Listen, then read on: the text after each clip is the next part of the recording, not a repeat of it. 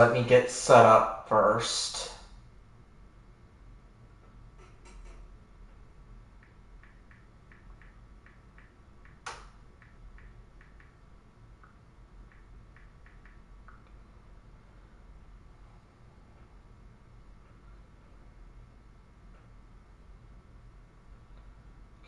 So,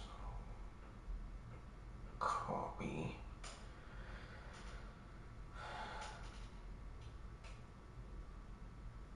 Alright, got the link.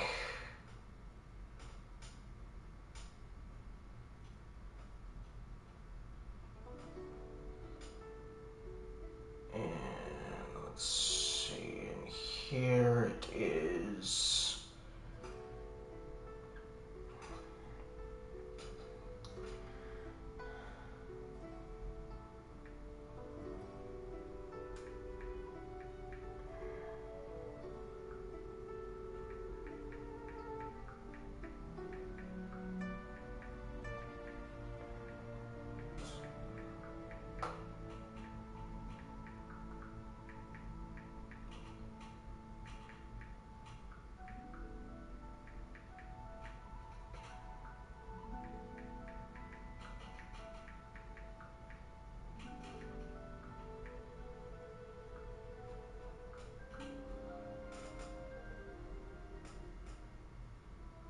Alright.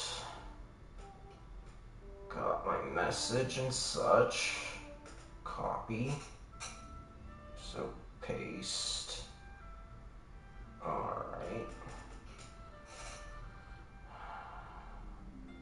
And then we do this.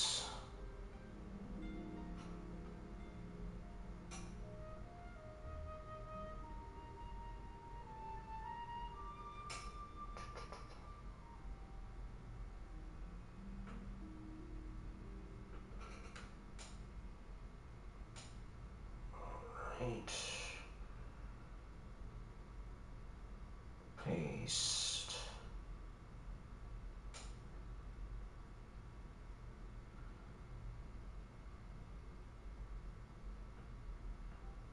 Paste there.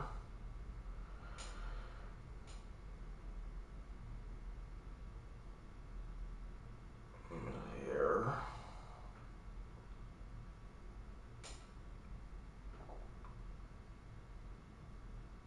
Here.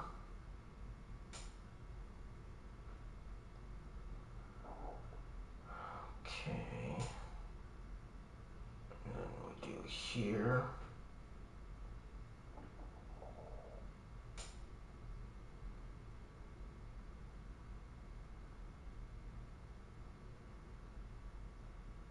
And finally here. Alright. Now time to get this show on the road. Today I'm just doing some simple exploring and grinding, but maybe I'll find another world quest along the way.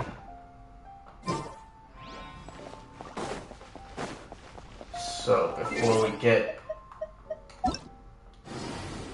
that underway, let's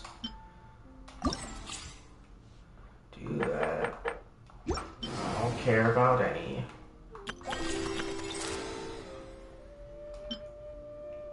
Thank you. Alright.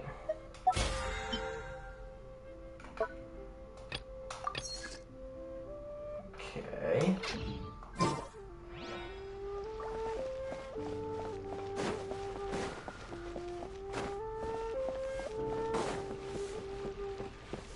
Ad Astra Abyssosk. Welcome to the Adventurers Guild. Let me make sure I'm not muted, guys. Oh. Alright. Looks like I'm good.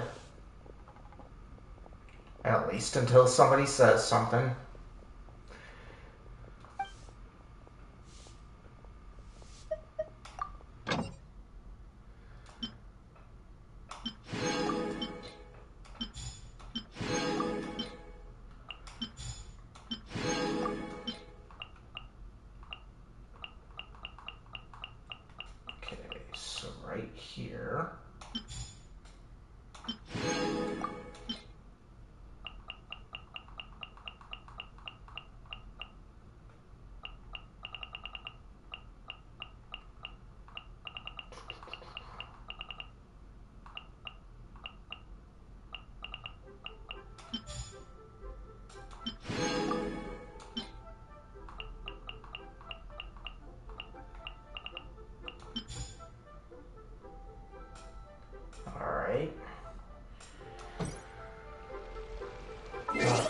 taken care of.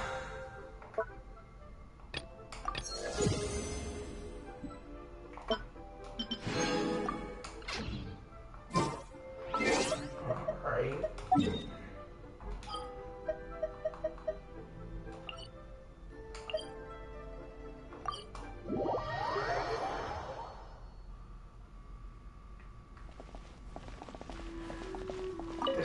Do this. We have put in much work of late, and to much avail.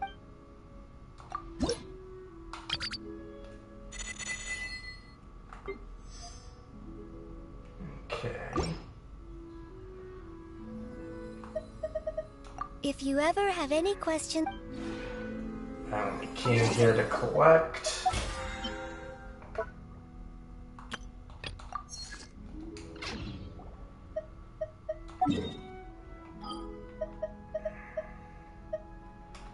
Let's go back over to here.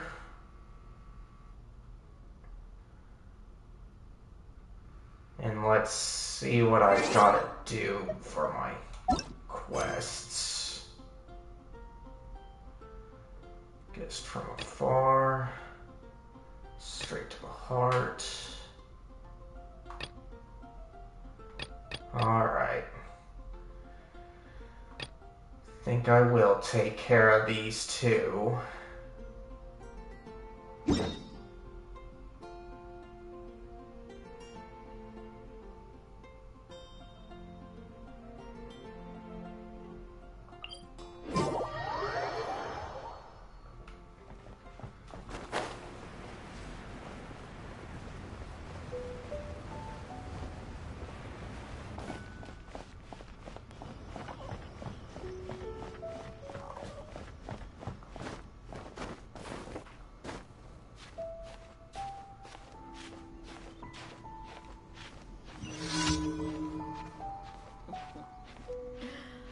wonder how the old guy's doing.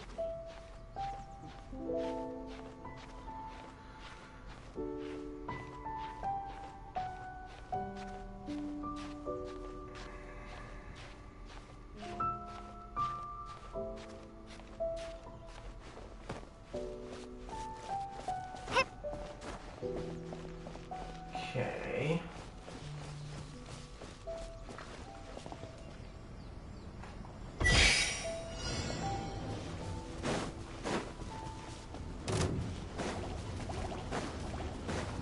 Prepare to be blown away!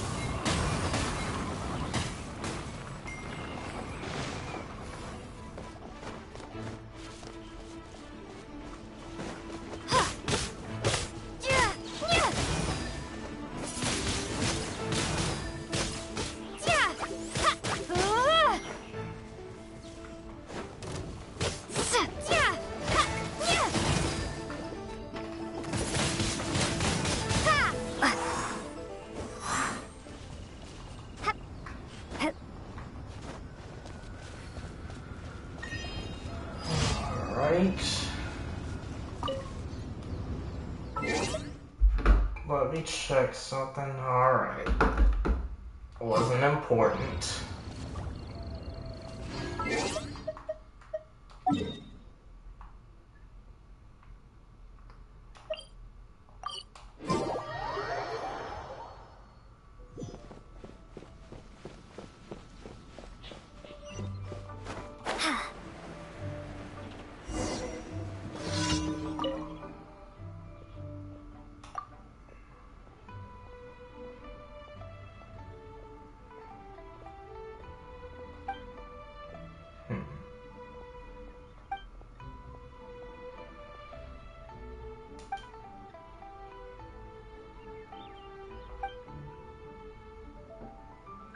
Okay.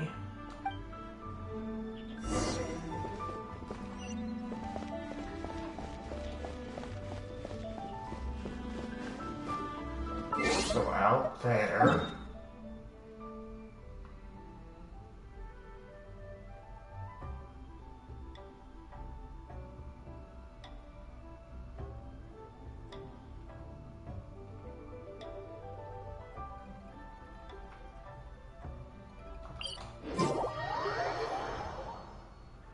This way.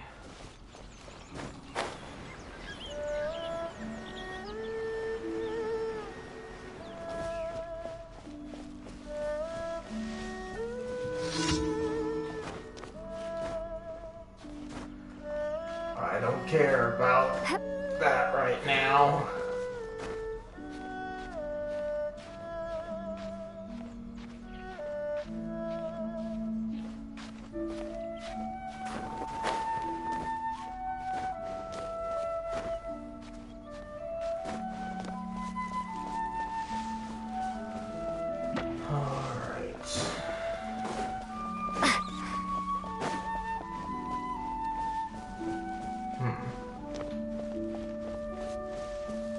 That's Jade Chamber up there.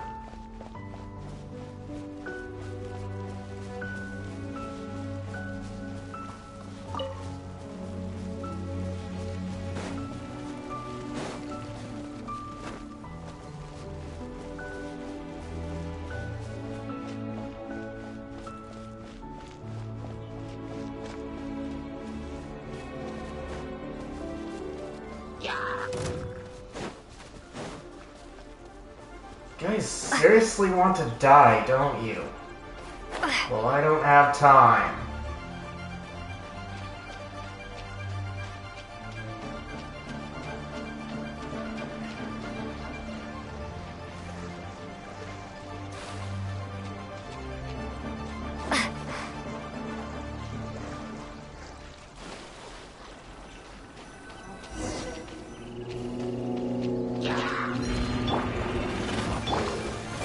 I didn't cry.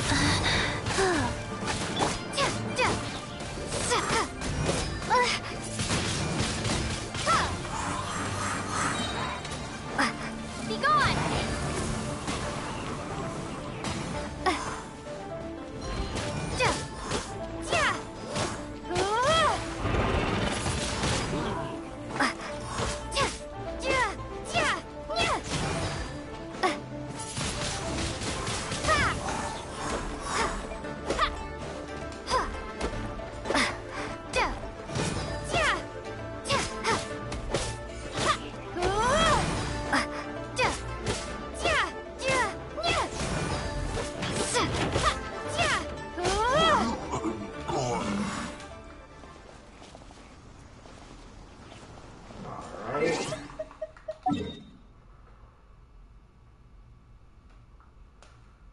Let me make sure on my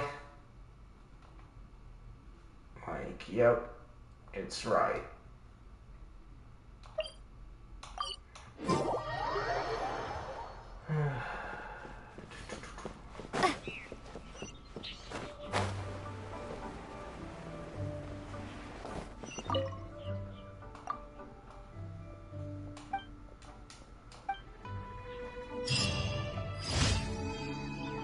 Okay.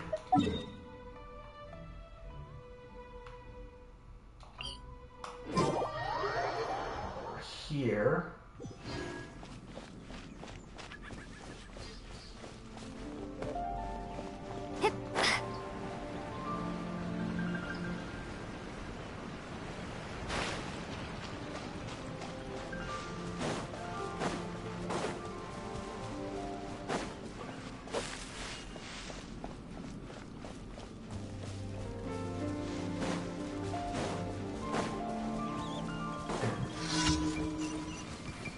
Okay. I'll protect us. Go.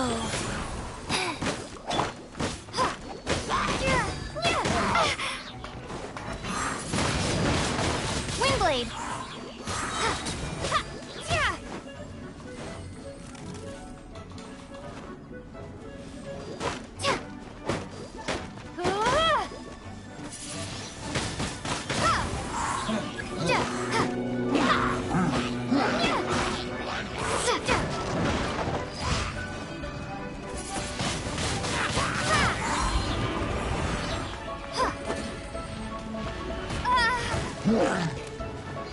Let's dance, guys.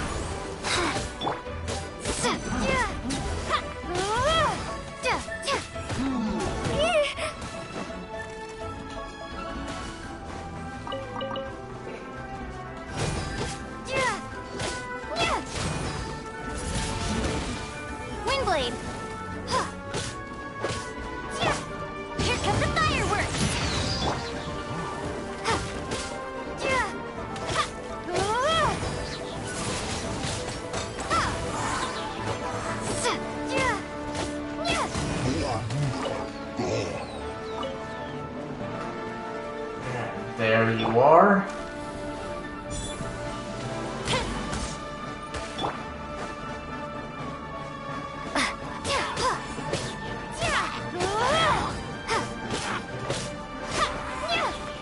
Alright.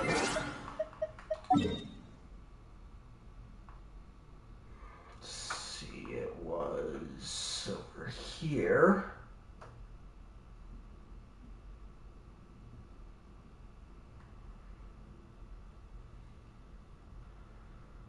And the quickest way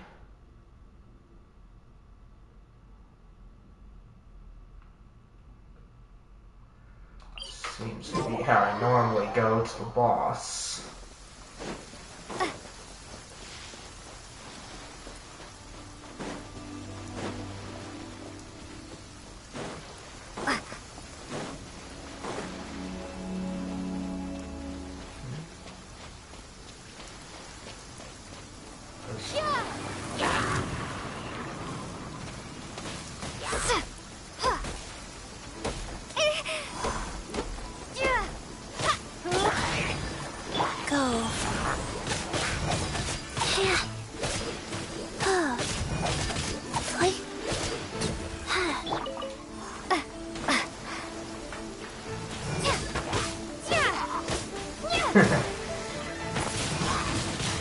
Kind of funny how Cryo Archer gets frozen.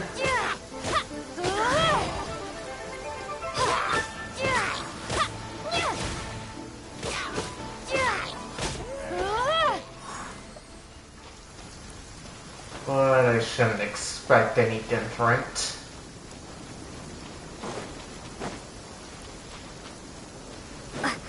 Looks like it'll be worth it over here. Let the show be. Life goes on.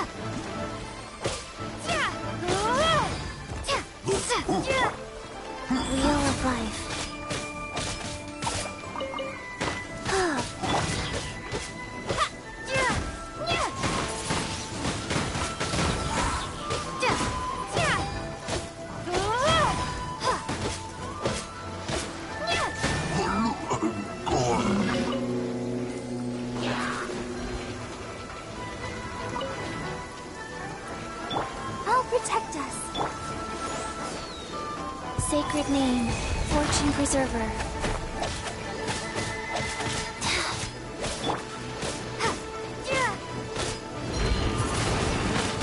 Windblade.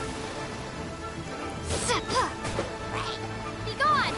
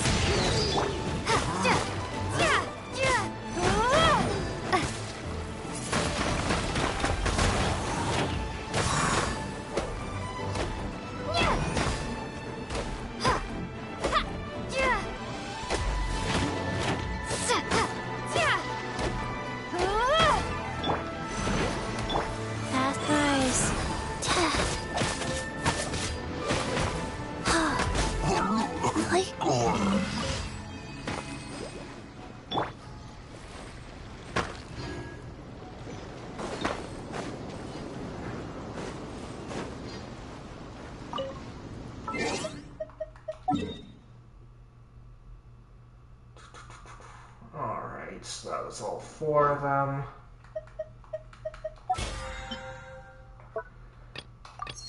Alright. I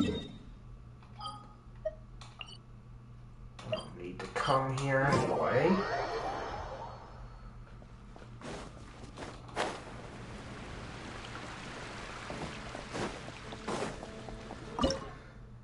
since it's grinding day.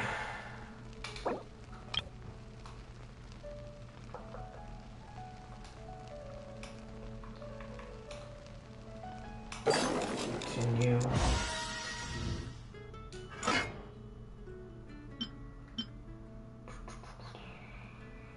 Let's see, defense. So we'll just make more of these guys.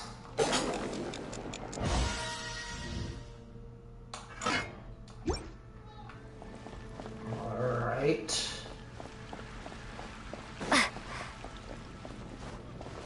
Now let's grab what I need.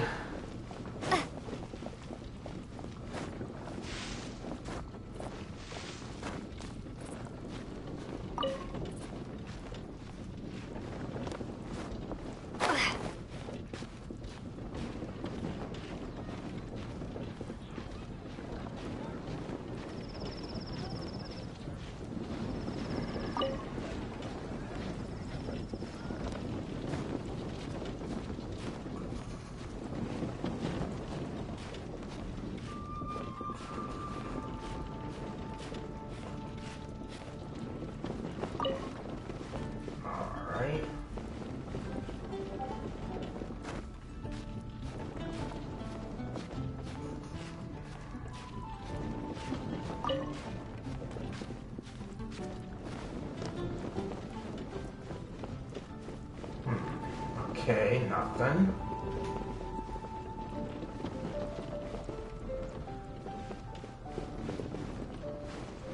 Okay. I think there was one here.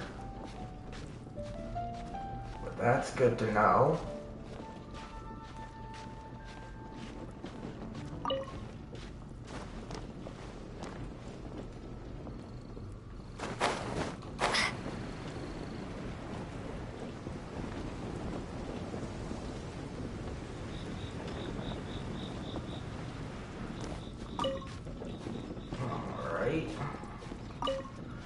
Anyway, how are you guys doing today?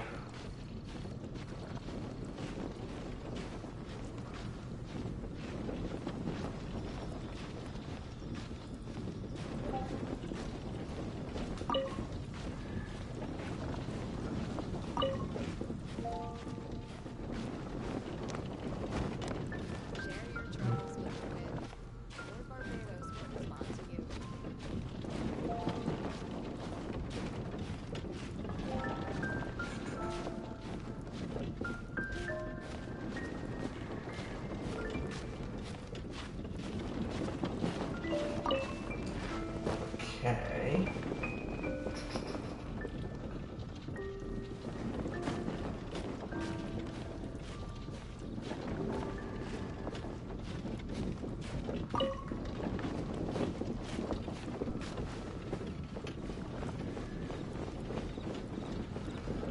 Alright, so that's that one of those two places.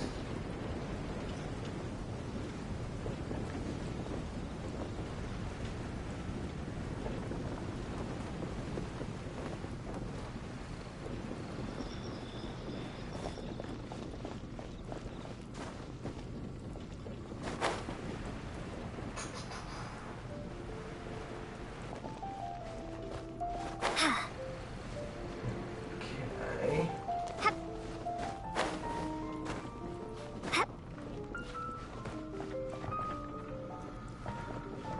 Alright, let's see. So this house over here.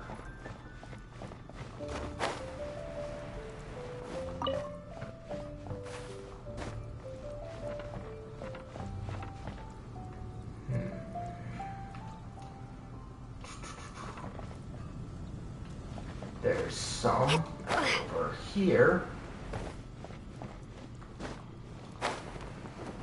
And down here too.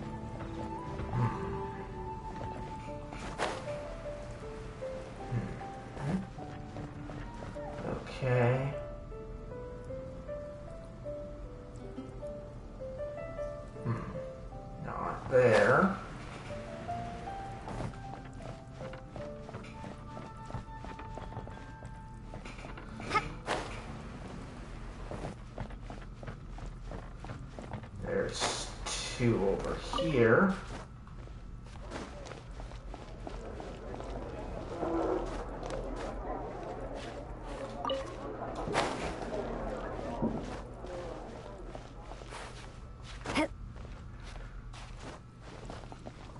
Okay.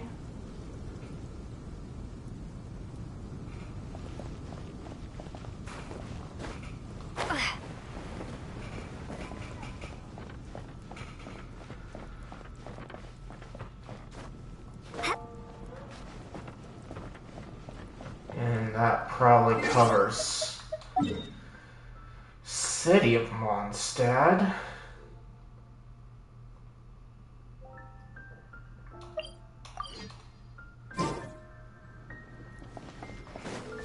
Did you hear what happened?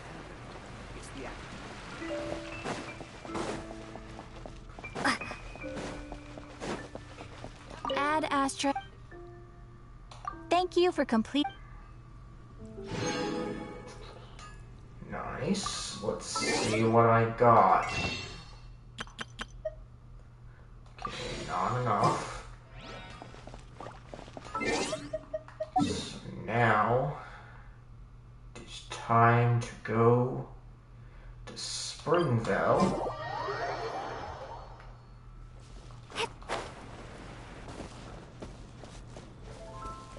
And make my tour.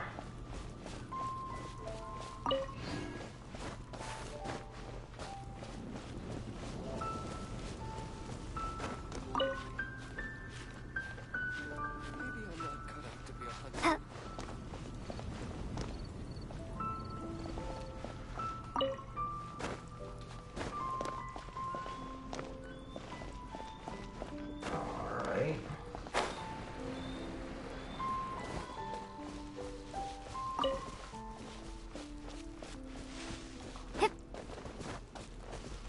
Come on.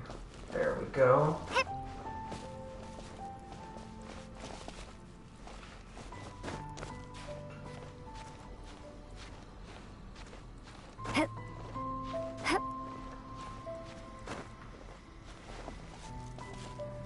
Okay. Over here.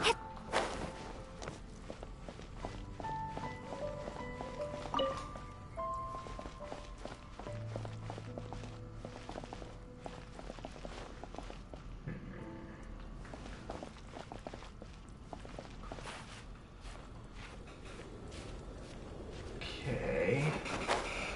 It's just a bird's nest.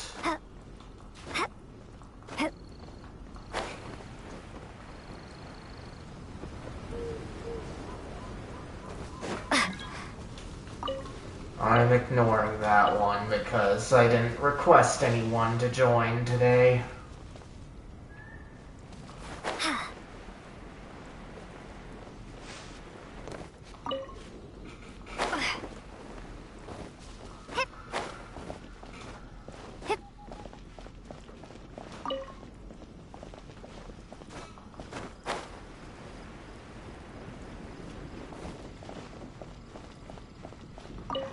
Okay.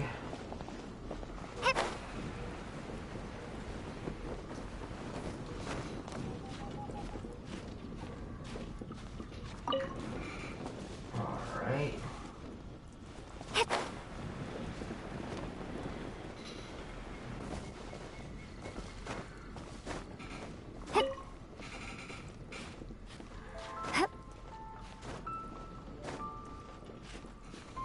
Alright.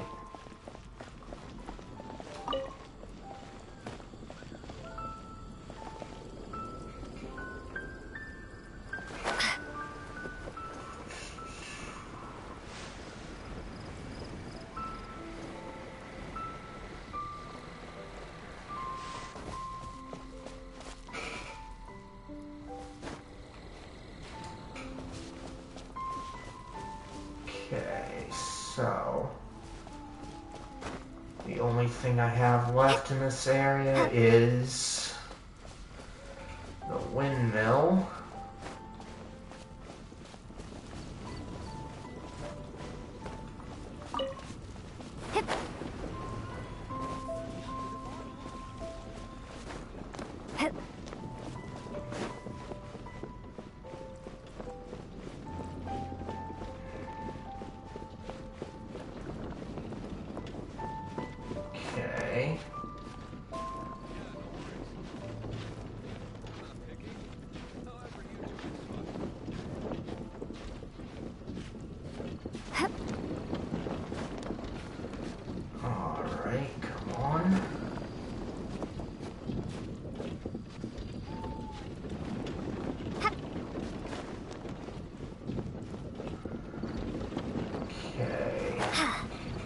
There you are.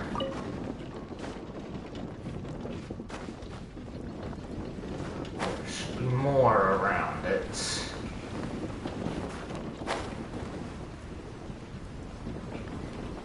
There we go. Another.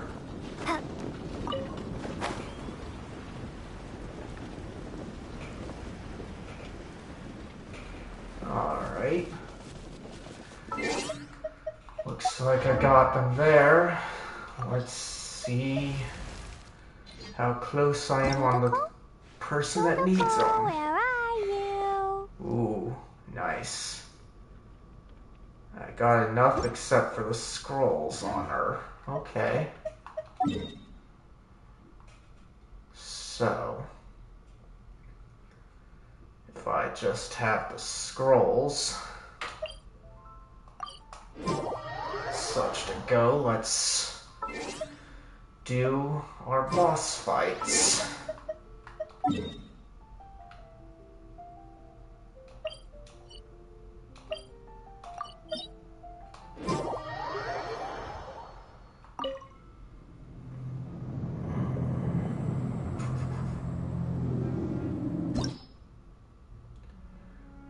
Okay. Switch you out for Something's come up? coaching.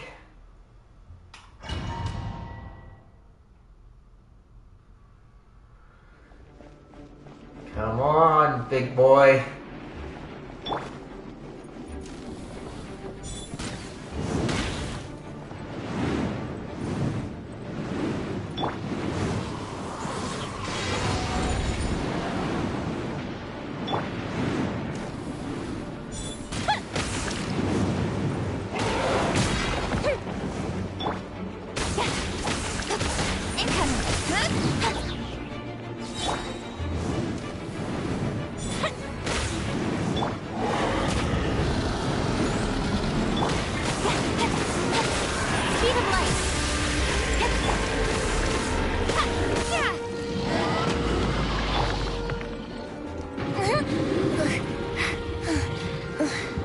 Time for a light show.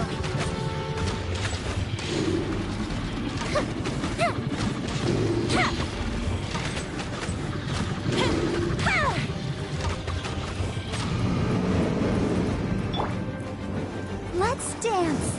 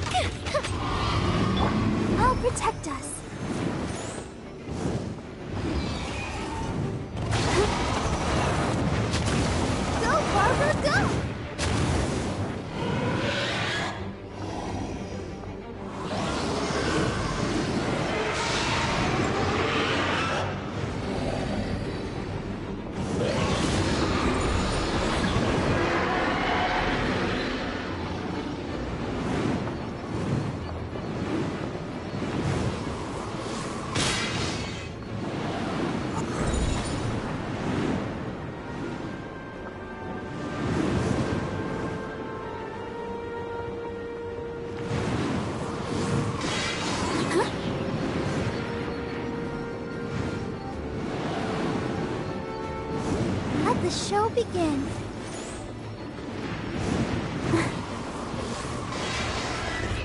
La la la la la.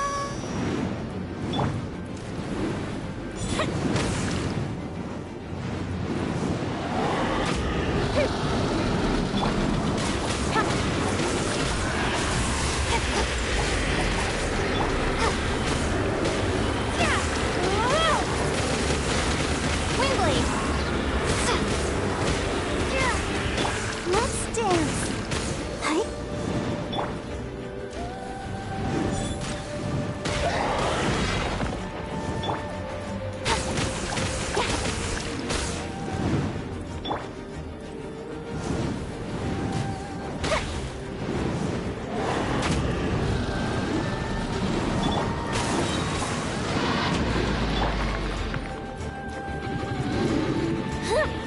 Fire hazard.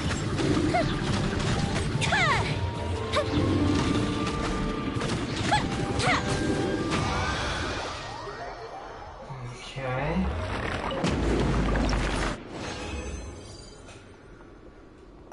Alright. Got that one settled.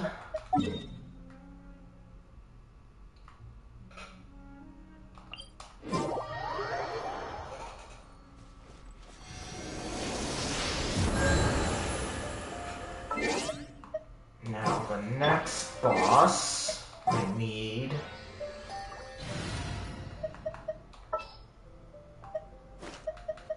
I will protect you. this setup.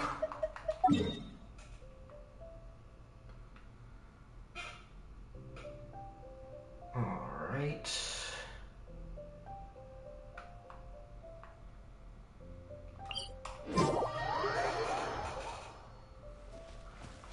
Come here.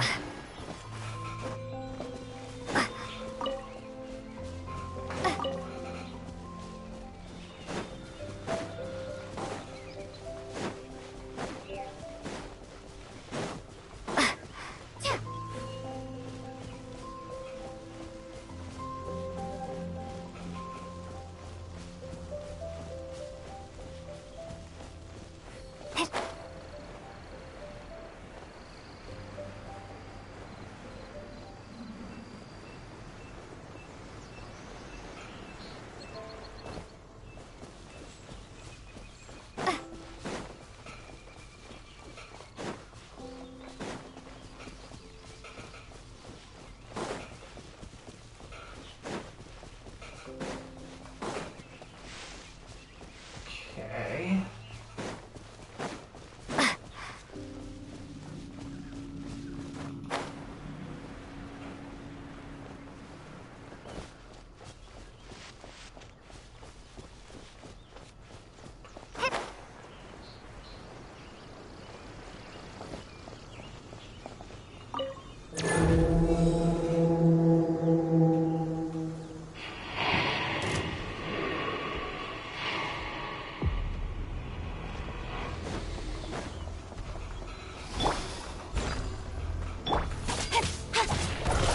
Don't blink. Nowhere to hide.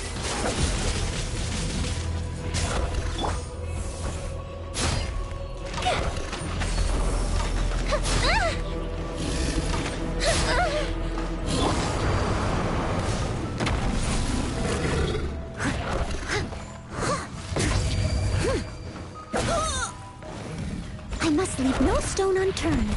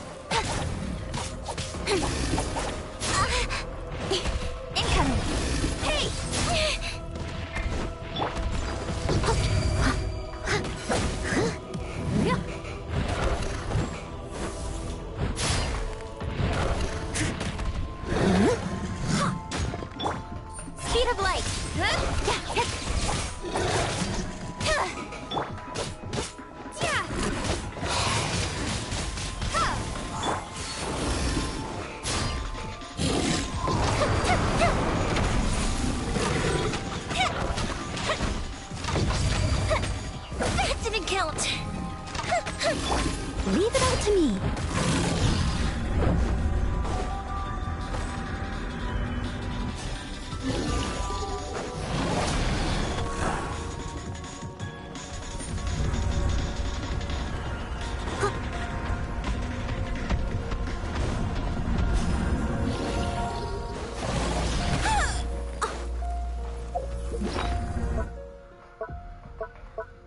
Alright, looks like I need to do some healing manually.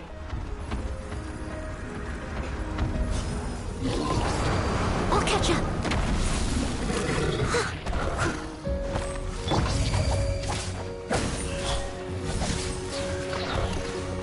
Cut to the chase.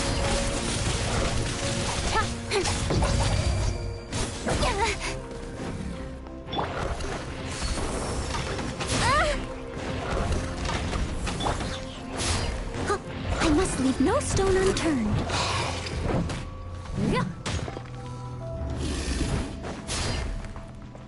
Okay, come on.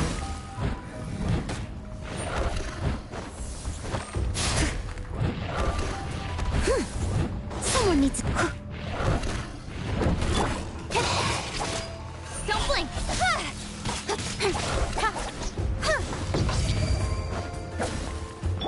fuse is lit.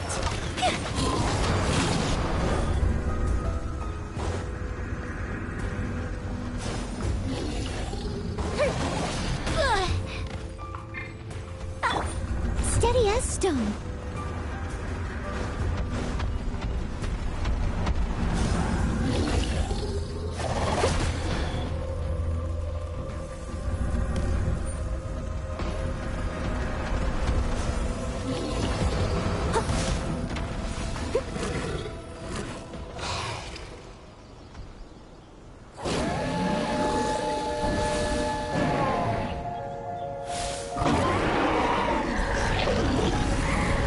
As a dutiful maid would.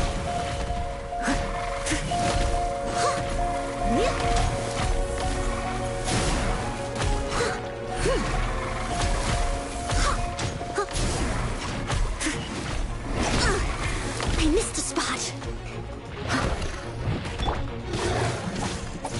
Incoming.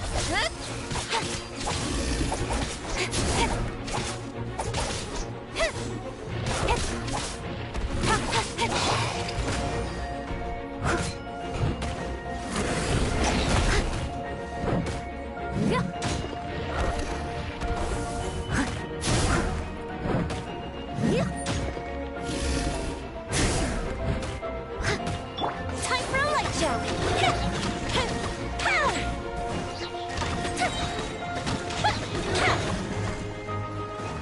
Here come the fireworks.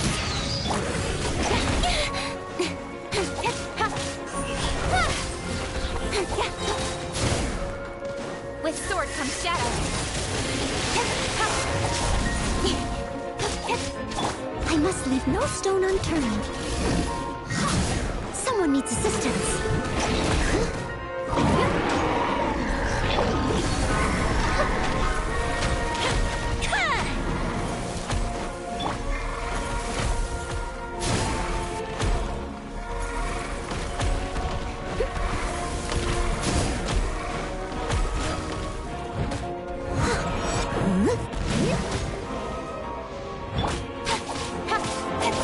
Don't blink.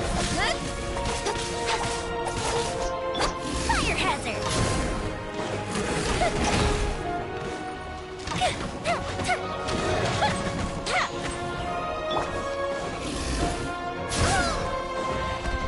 Steady as stone.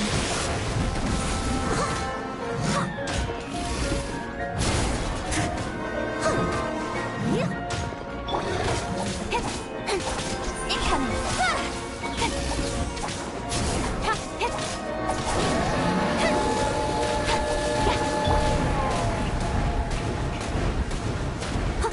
I must leave no stone unturned.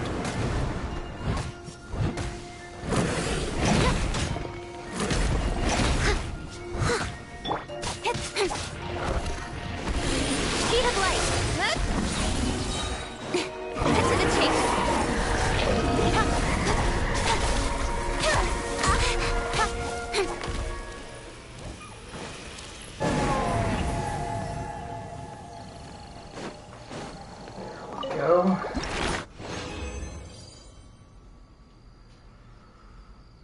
Okay, not so lucky this time.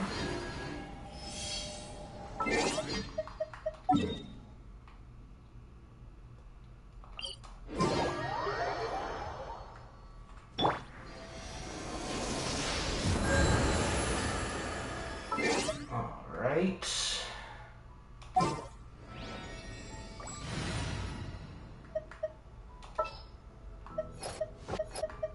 I will bring my notebook. Wish me luck. Alright. Now, let's see how much of a fire I need for Klee. Dodoko?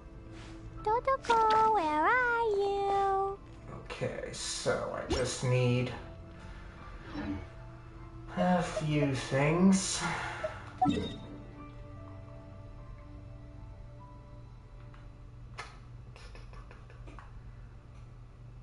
Over here. So I need to swap out Yoimiya for Let's go. teaching. Time is against us.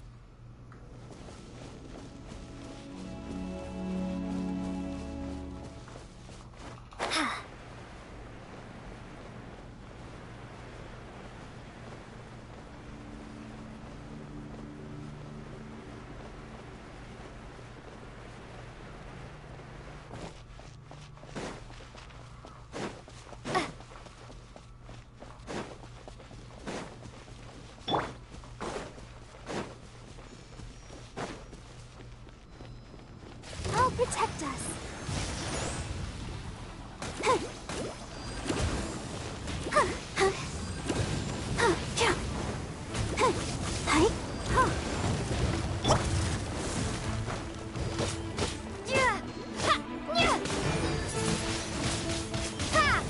Wheel of life. Incoming.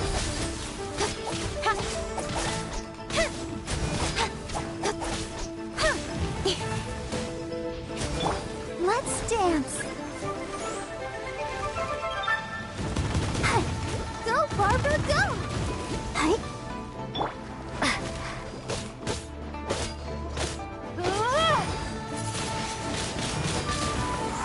Don't blink. Hey!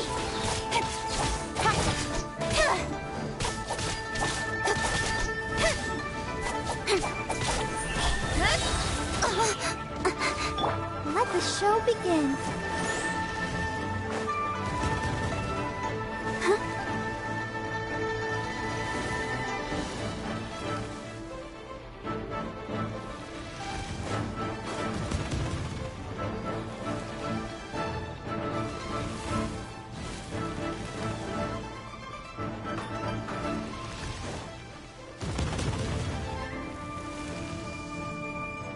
I'll protect us.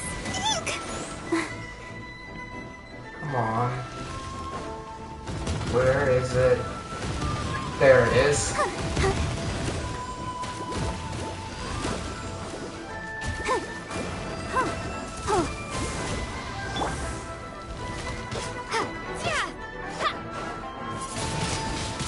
Windblade. Incoming.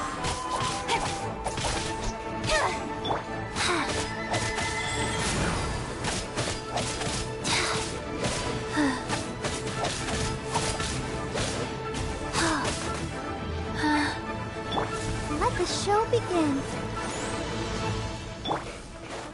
With sword comes shadow.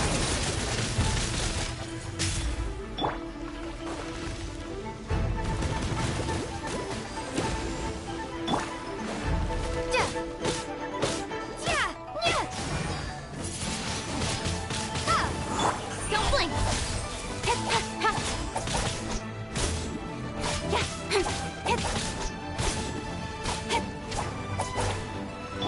Let's dance.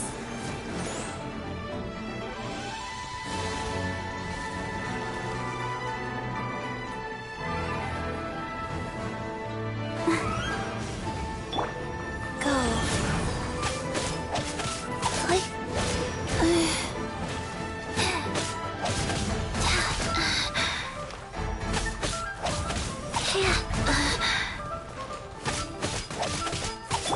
I'll protect us.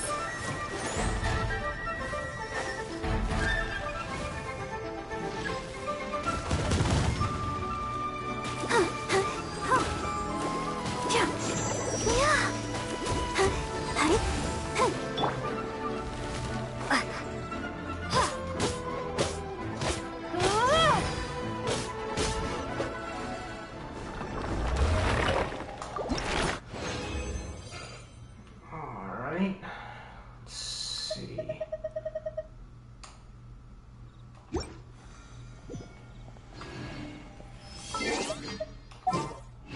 Now for the next one. Are you going to hold a festival? That'll be in Inazuma.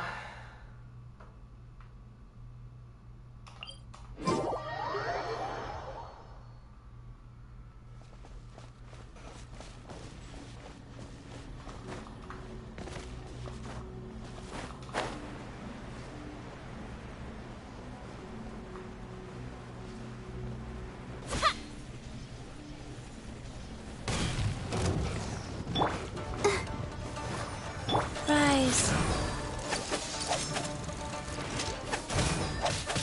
Hi. Yeah! Yeah! Windblade! Time for a light show!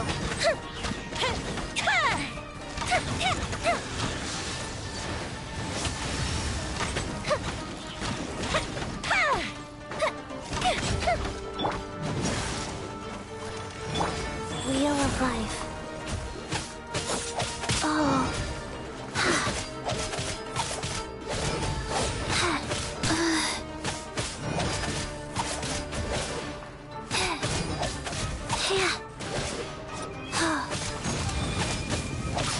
Fast. Oh no! Ready, steady, go! Fire hazard!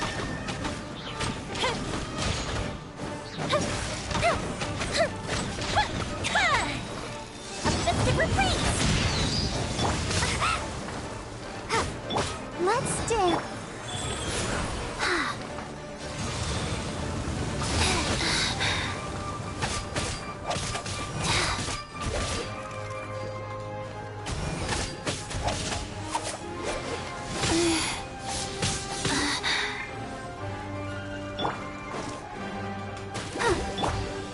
Orders given.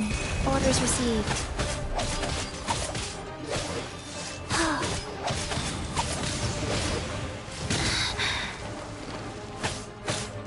Let the show.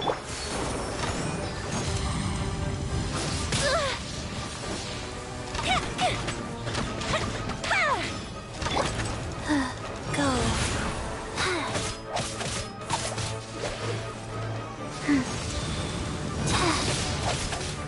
Wow. The fuse is lit! That didn't count! Let's dance. Hi. Yeah. Wheel of life.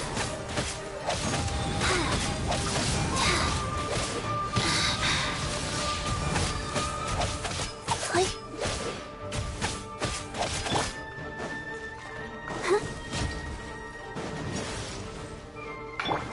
Fire hazard!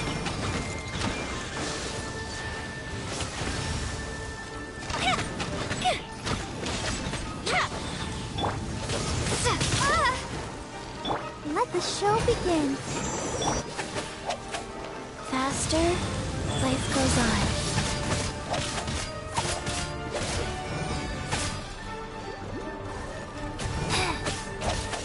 Hi.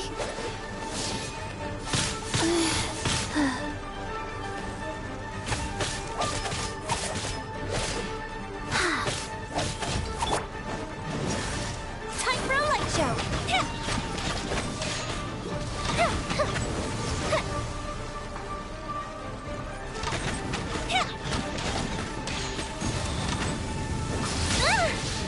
please.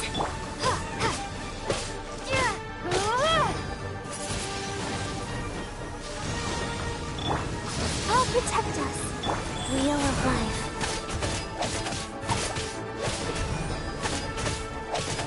Yeah. Faster. Fire hazard. Slow the ship down.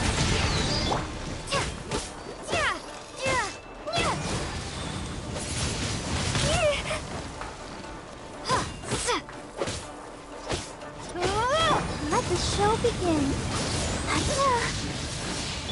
Life goes on.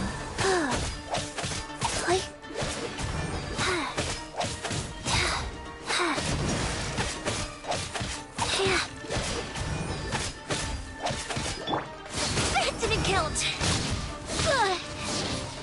That didn't count. Go, Barbara, go! Okay.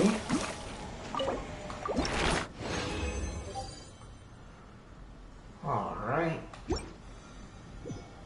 That covers the bosses.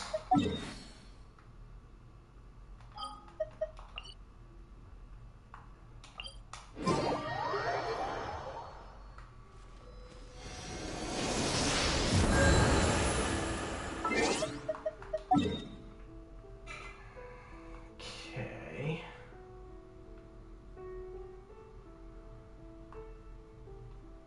Now, let's take care of this.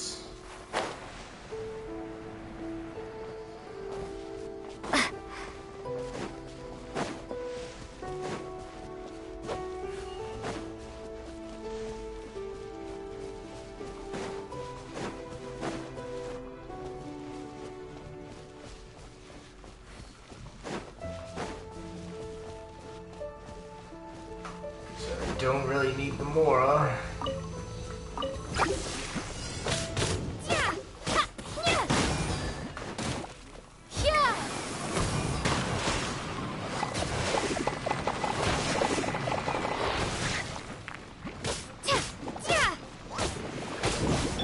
I'll protect it.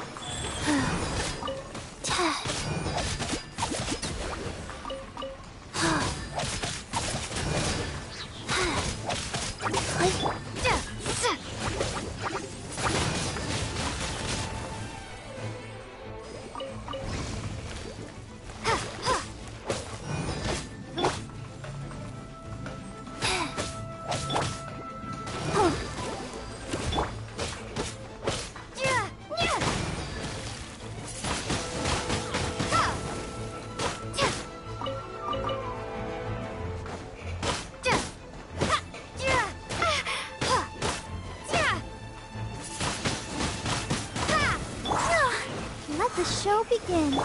Go.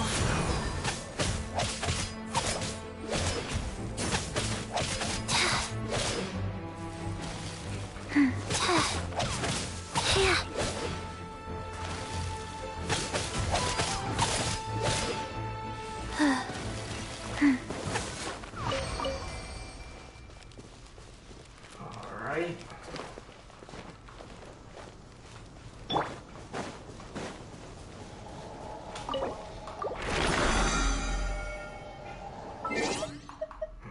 Okay. Takes care of the battle pass.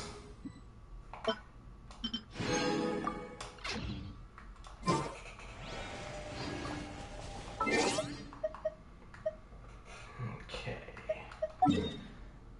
Now, go here.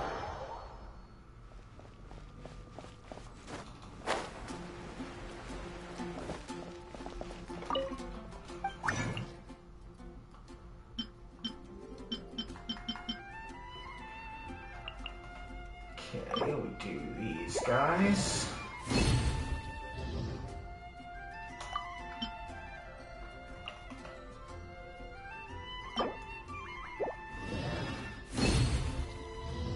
Take that one.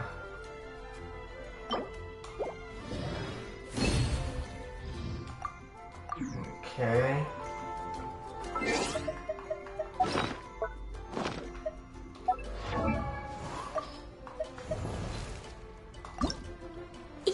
bombs. So heavy. Alright, so I just need 3 more of those.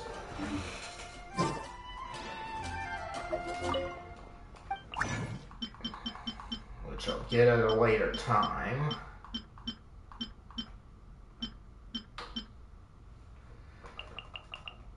We'll definitely work on these scrolls.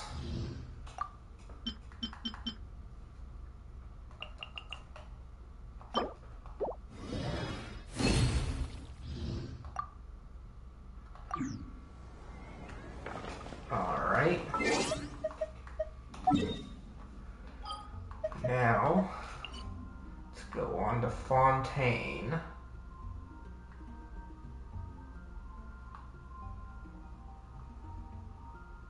Alright, so today's goal in Fontaine will be more warp points.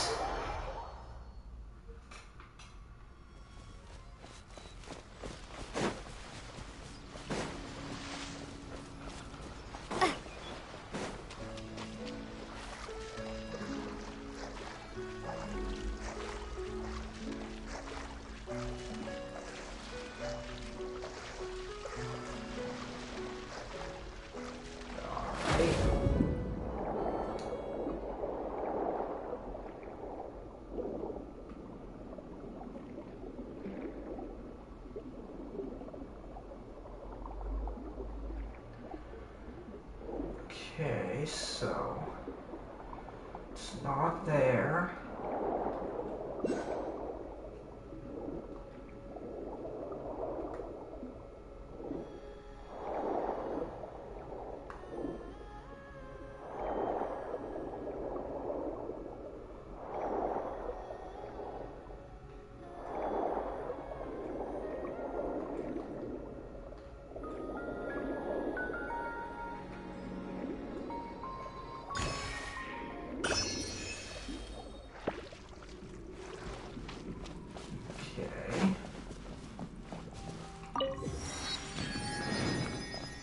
Got it.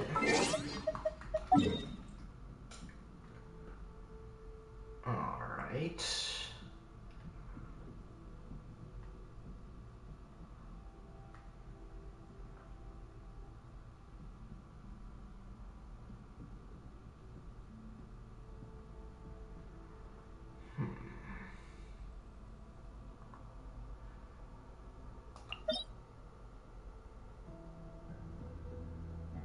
Okay, so they're in different places.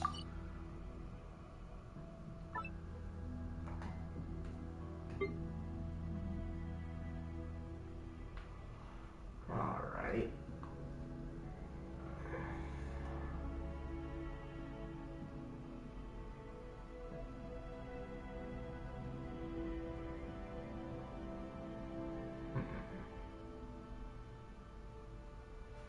Let's see this one.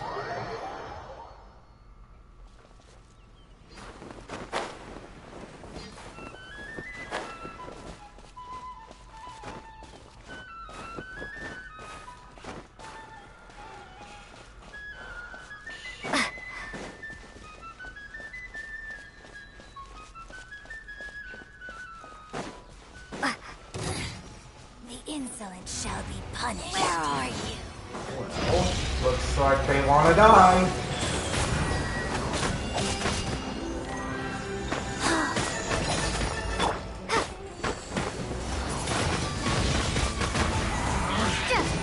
Oh, mercy! Can't run! Well, This is Her Majesty's gift. I miscalculated.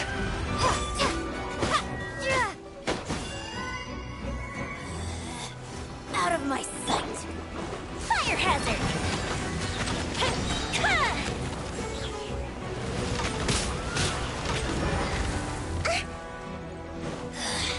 Mirror images to here come the fireworks.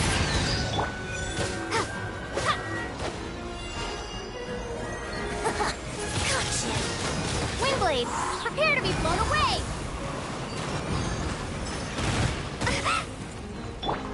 protect us. Wheel of life. Like,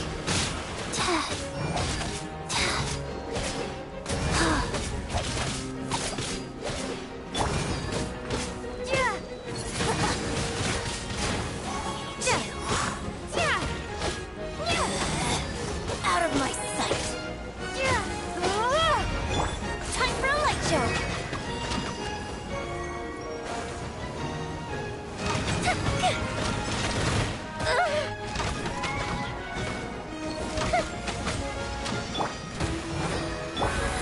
Rise.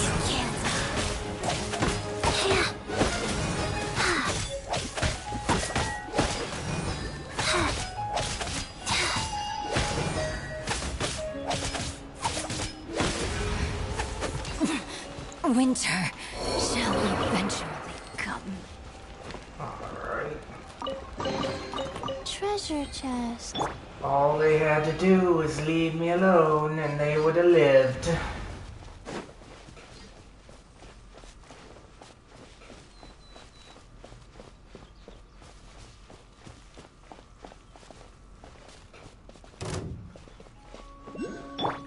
Let's dance. Go. Wow. I didn't feel that.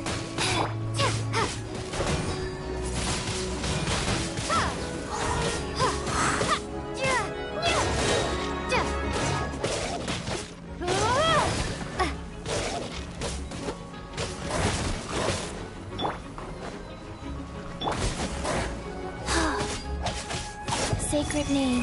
Fortune preserver.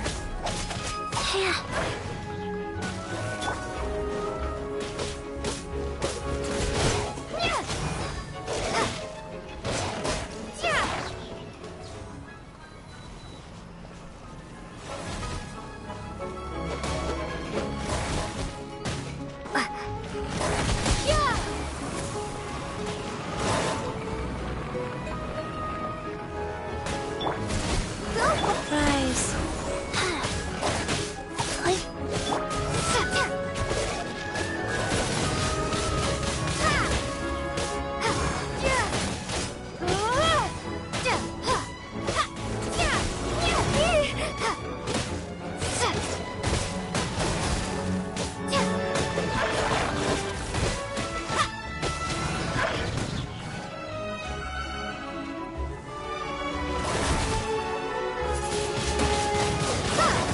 I'll protect us.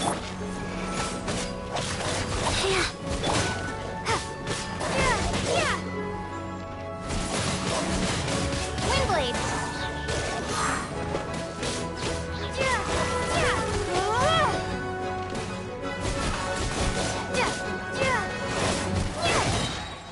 Gone.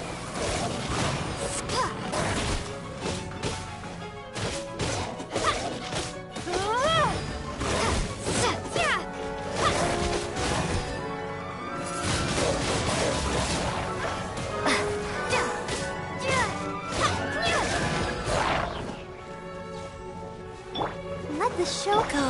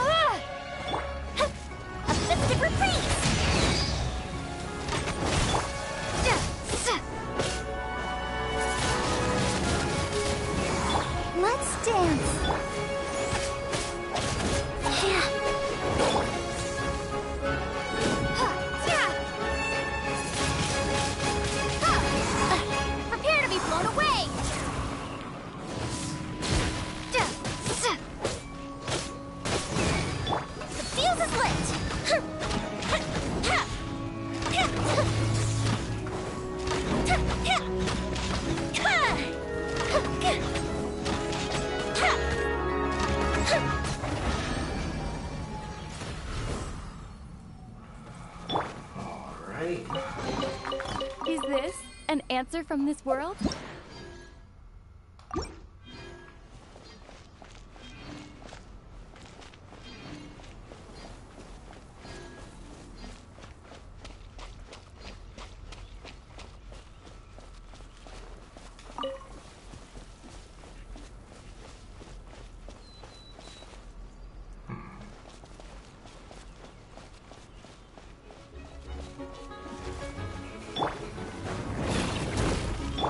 Wheel of life.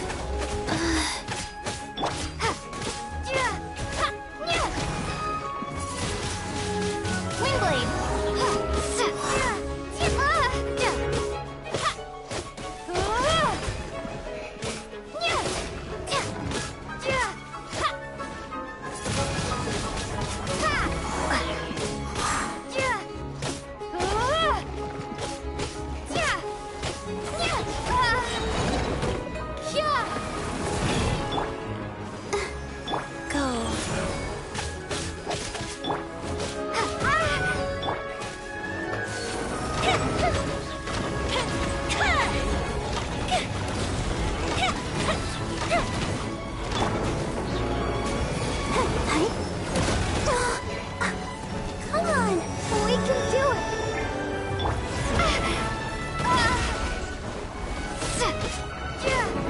I'll protect us.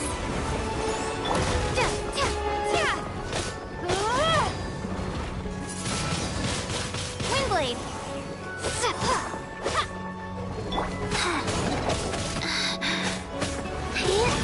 Life goes on.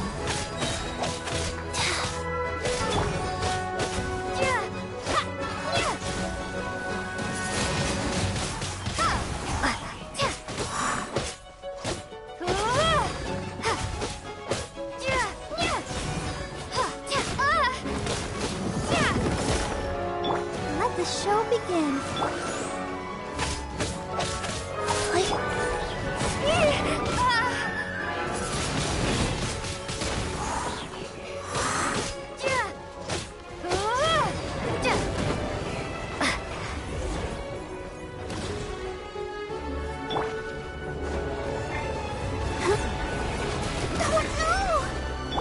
Rise.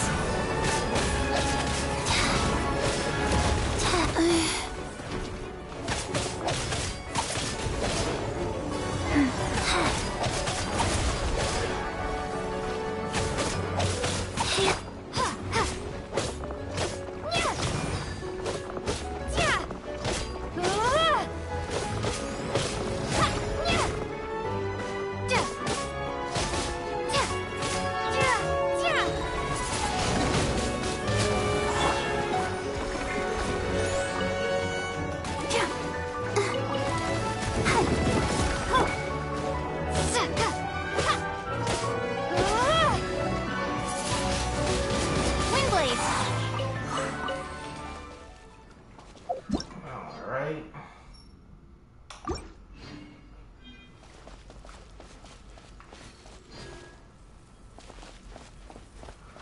Okay, there it is.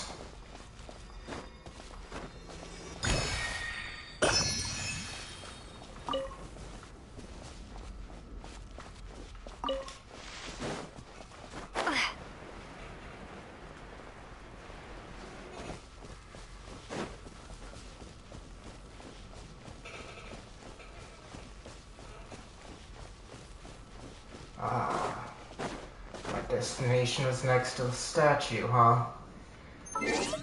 Hold on, guys. I need to take a bathroom break.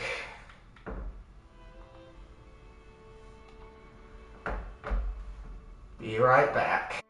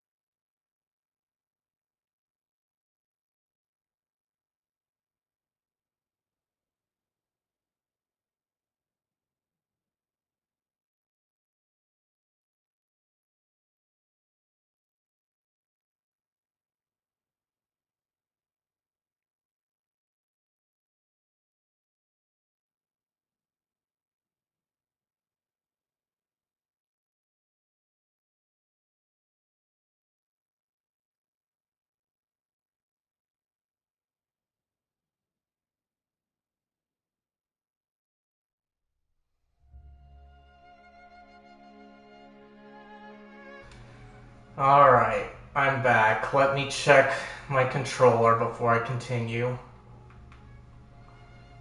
Okay, controller's good.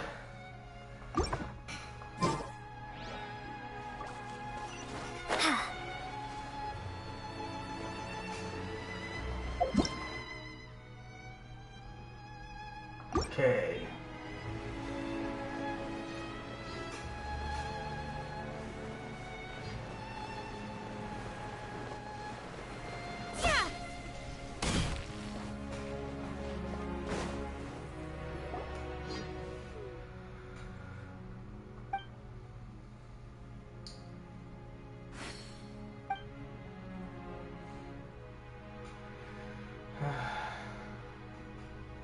Let's see. Whatever, there's nothing more to talk about. Anyway, let's just take this stuff and go. Come on, little one, no need to make that face. Sigh, why did we take this job again? Whatever. AK, Bod, what are you doing? I'm just watching over there. Just toss her the boss's Mora. Then let's make the take the paintings and go. Do we have to, though? He doesn't know what we're doing this far out. Why don't we just take the Mora and... How do they put it again? Favors are more important to deals than Mora. Hey, what are you guys doing? Where did you pop out from? What? Where did you pop out from? Looks like you're bothering this young lady.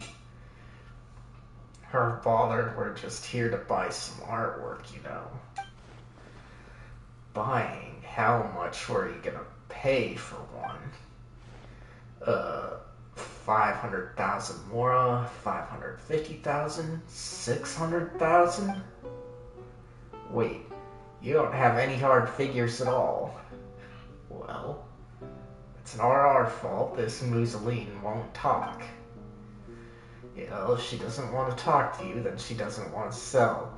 You're just here to take her stuff, aren't you? This is a fair exchange, a fair and square exchange. We're not gonna shortchange her, and what's this to you anyway? Nonsense. Paimon heard that guy over there talking about taking the Mora. Told you to watch your mouth, you. Does it really matter? Haven't we always solved things this way up till now?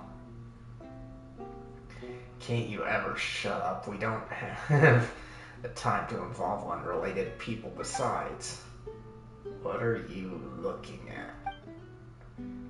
Nothing. Buzz off. You're butting into legitimate business here.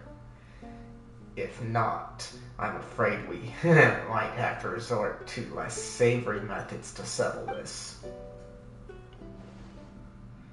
Let's see. It's enough. This is Fontaine. Battle. I don't mind. Yes, battle. Straightforward, huh? Well, that saves us time as well. See, what did I tell you? Life goes on.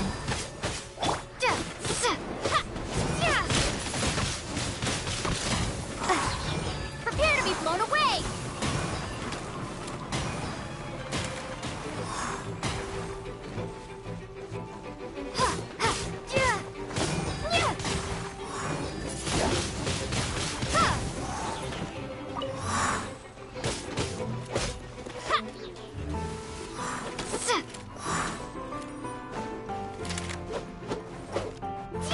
Fire hazard!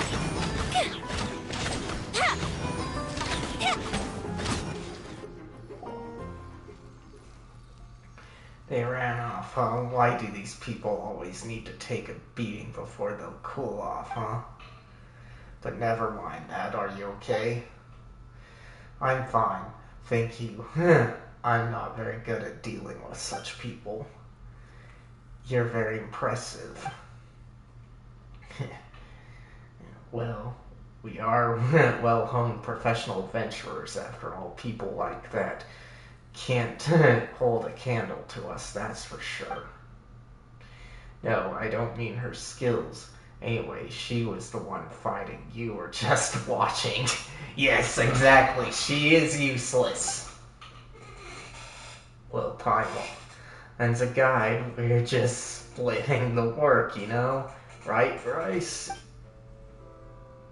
Actually, we've said a lot so far, but what should we call you again? Mamier. My name is Mamier. I was painting here, but... Ooh, so Muselines can paint too? Yes, I do every day, in fact, because painting and the things that I want to brings me happiness. Well, aren't you a painter then? I see. I'm not sure I understand what you mean, but I guess so. Anyway, let's help gather up the painting tools first, Bryce. Considering how short her hands are, Paimon can't even imagine how she'd hold a brush. But your hands are shorter than mine. Think it would take a long time for me to clean them up.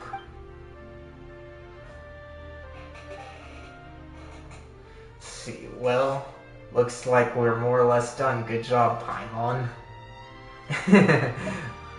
It was mostly me doing the work. Good job, me, more like it, yes! Speaking of which, what were those people actually trying to do? Then, they wanted to exchange more for the paintings in my hands. Oh, so they wanted to wait. Then they were here to buy your art after all, weren't they? What do we do? Sounds like we had good intentions, but we ended up interrupting a business transaction you were having. Business? I don't think you could call it that. Don't both sides have to exchange things the other needs for it to be called business? That's called bartering. I don't need more, so that wasn't business.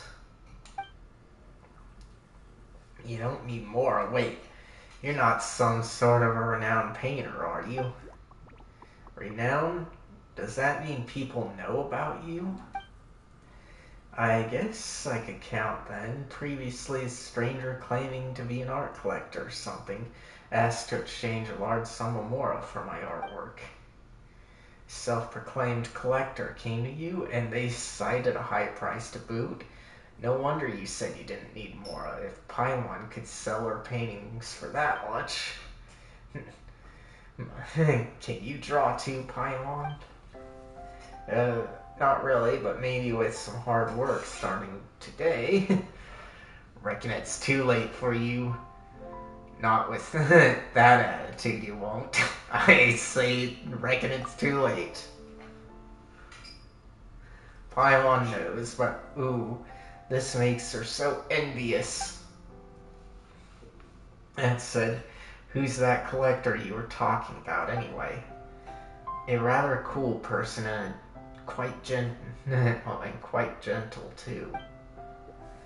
If he hadn't suddenly mentioned Mora, I would have just given him the painting as a gift. Why do these tall people always love talking about that stuff? Yes, you can't put a price on art. I don't think this is a matter of height.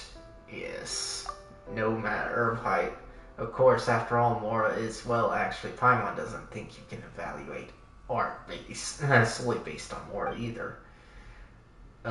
Mimir, could Paimon have a look at your paintings? Paimon's curious about the value of the art, I presume. Hey, Paimon's not always thinking about that stuff. This is appreciation of art, nothing else. Alright. Sure, but if you're so interested, Paimon, why don't I just draw a portrait for the two of you? Yeah. Would you really? You helped me chase those troublesome people away, and you helped me gather up my painting tools. I've actually been wondering how to thank you all this time. It's just, would a painting be too odd for a thank you gift to give? No, of course not. Right, Mimir. Could we give you some directions regarding the painting, by the way? Sure. But before that, I'll need to pack my painting tools, though. These people knocked my paint buckets over, so there's no way I can work here. I'll need to make a trip home first. Bryce Phylon, could you wait for me in the village? I'll clean up over here and head down soon. The village? Right, it's our home. We call it Merusy Village. You just need to swim down from over here and then and then keep going forward. Okay, then let's go.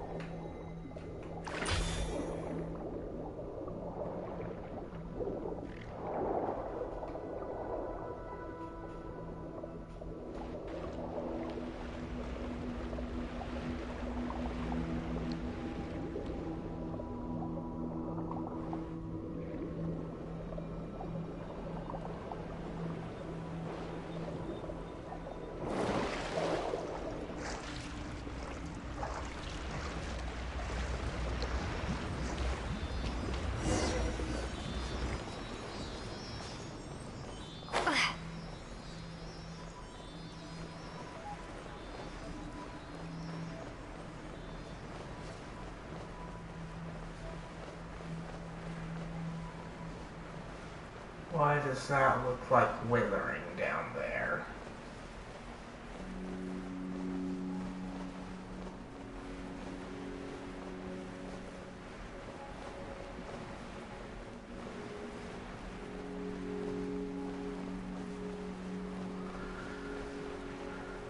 Okay.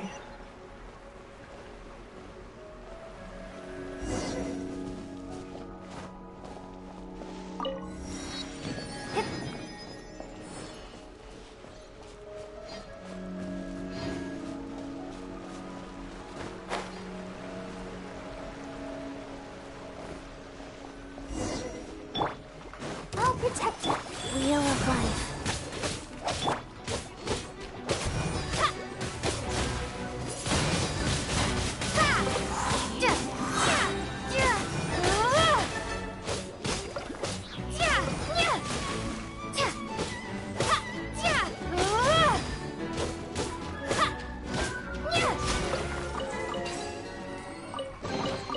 I'll keep this close.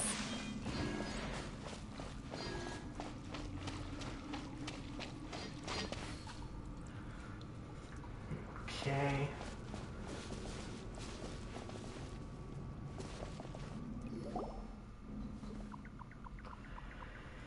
Ah, you're from the outside. Welcome, but I don't have flowers to give you right now. Flowers, come on. There's no need to be so formal. Okay, in that case, let me just welcome you. Very, very enthusiastically to Merusy Village. Welcome. Thanks a lot. Yep, I'm very enthusiastic, so whatever you want to know, I'll tell you all about it. Nice, in that case, could you tell us a bit about Merusy Village?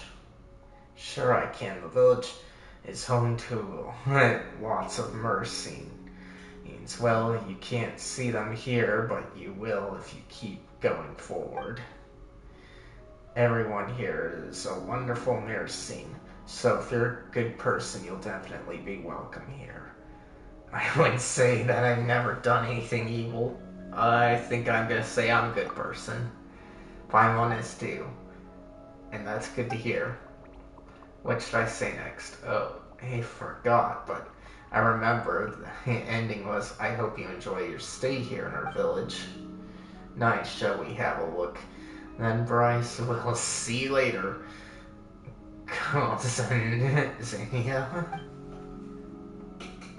See, I hope the next time we meet, I'll have lots of flowers ready for you.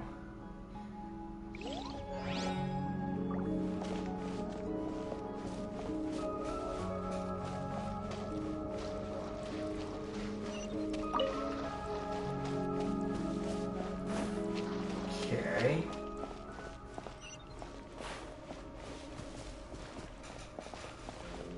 It's right here.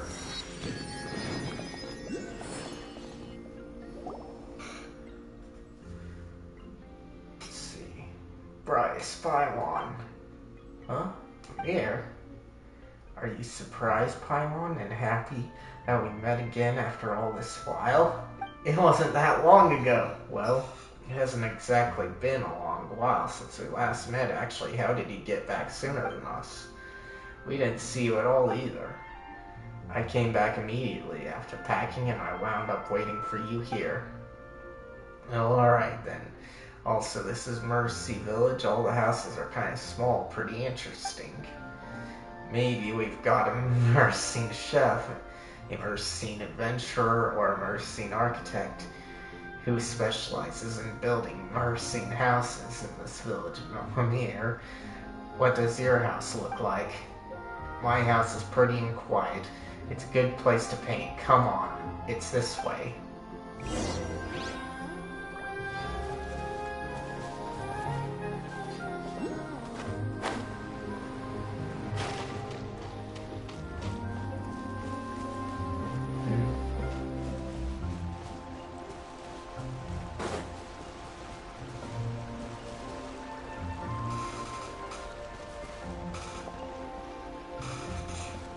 Probably.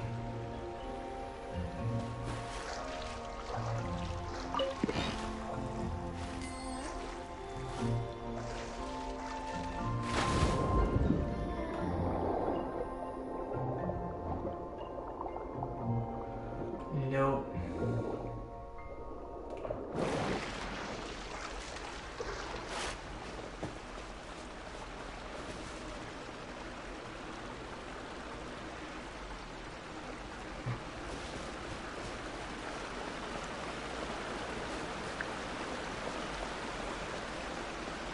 Okay, not there.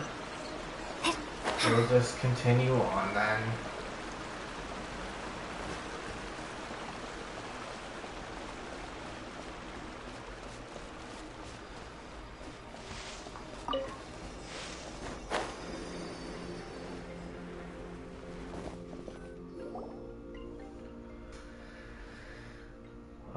This is my house, and welcome to my humble abode. Please don't mind the mess, and all comments are welcome, and no need to be so formal. So this place is a quiet spot suited for painting because it's a good distance from the village, huh?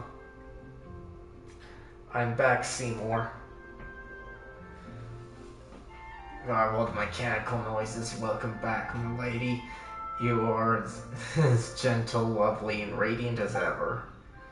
Whoa, did that robot dog just talk? Yes, Paimon, this is Seymour. He's family. Seymour, these two are Bryce and Paimon. They're nice people who stopped others from giving me Mora. Don't phrase it like that. You won't. You make it sound like we did something bad. Actually, never mind that. Why can Seymour speak?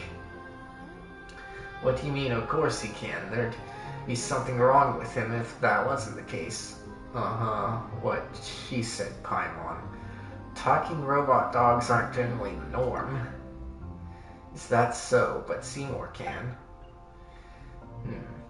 Since you're from abroad, I guess you know what you're talking about. That means Seymour can talk, and he's also my best friend. He even critiques my paintings. I see your judgment is very sharp, my lady. It talked again, Paimon's sure that Mimir isn't doing ventriloquism or anything, but does their exchange really make sense? It feels mismatched. Did someone give it to you as gift? Did you fish this out of the water? I want to say gift. That's not it. We met when I was looking for paint. It's nearby once. That's when I discovered poor Seymour lying in a pile of junk all alone. So I talked to him and we became friends. Later I brought him back with me so he'd have a home. Still, does this thing have any other functions other than talking? Let's see, Seymour Paw. I'm sorry, my lady, but I fear I cannot. What's going on? Apologies, I believe that you know well, as well as I do, my lady. He did say some stuff, but he hasn't moved one bit. Oh, Seymour, actually spoke to you. He usually doesn't talk to anyone but me. He must know that you're a nice person. However, you can't move or run around like normal furry dogs. True, he might be one of those clockwork mecha. Do you just talk to him all the time, Mimir? Yes, none in the village really understands art, so there's never much to talk about. I mean, they care about me, but holding a conversation can be tough.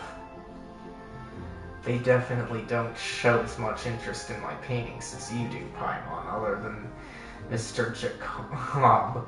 Only Seymour ever talks to me about art. Well, Paimon does want to see how cool and pretty he'd look in your work also. Is this Mr. Jacob a friend of yours too? Yep, that's the art collector from before who wanted to exchange my paintings for more. He was cool and gentle and he told me all kinds of things about art. He even said that he could understand those paintings. And despite all that, she didn't sell a single one to him in the end. Huh? Harder or something is to come by, the more incredible it tends to be. Wait, might Mimir's paintings be priceless treasures? Let's put that aside for now, though. It's time to paint. Ooh, is this the moment Paimon's been waiting for? Is a priceless masterpiece about to be created? I don't think I can do that exactly, but I will do my best to make a worthy gift for you two all the same. I'll prepare my tools. Please wait for me, alright? Okay, let's go look around nearby, shall we?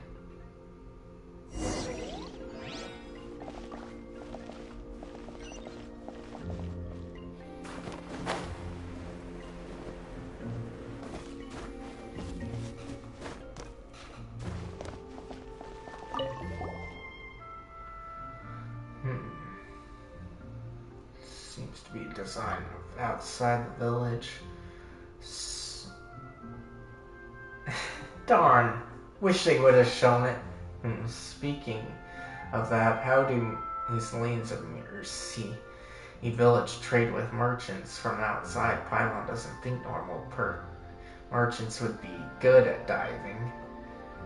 Actually, this could be a great business opportunity for us, don't you think? If we took over all foreign trade in Mercy Village, we'd be rich. We'd be rich. I suspect that wouldn't work. Oh, why wouldn't it work?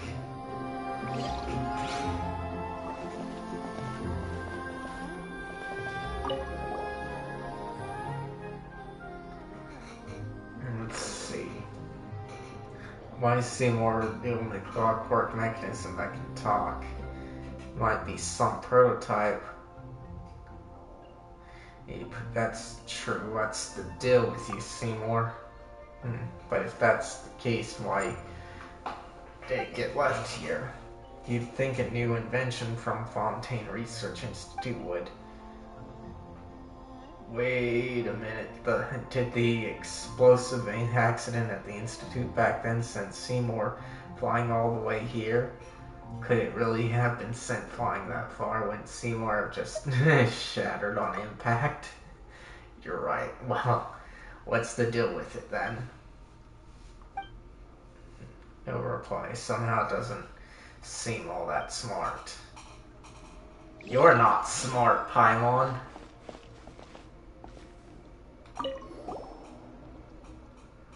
Sounds of rummaging come from beyond the door. That was louder than Paimon thought it would be.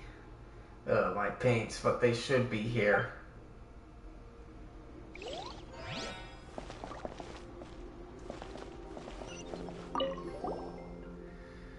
This box contains its rooting and other people's stuff. Paimon.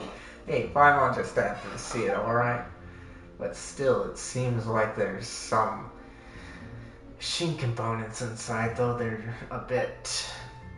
Might these be tools used to maintain Seymour? Guess it might be best not to mess with them then.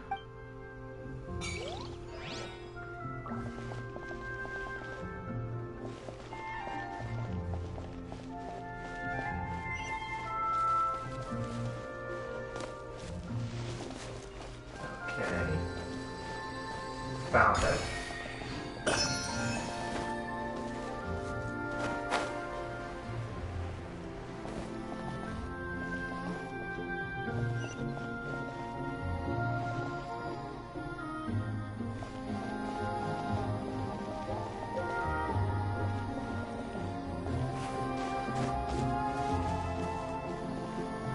Okay, I left the area, so...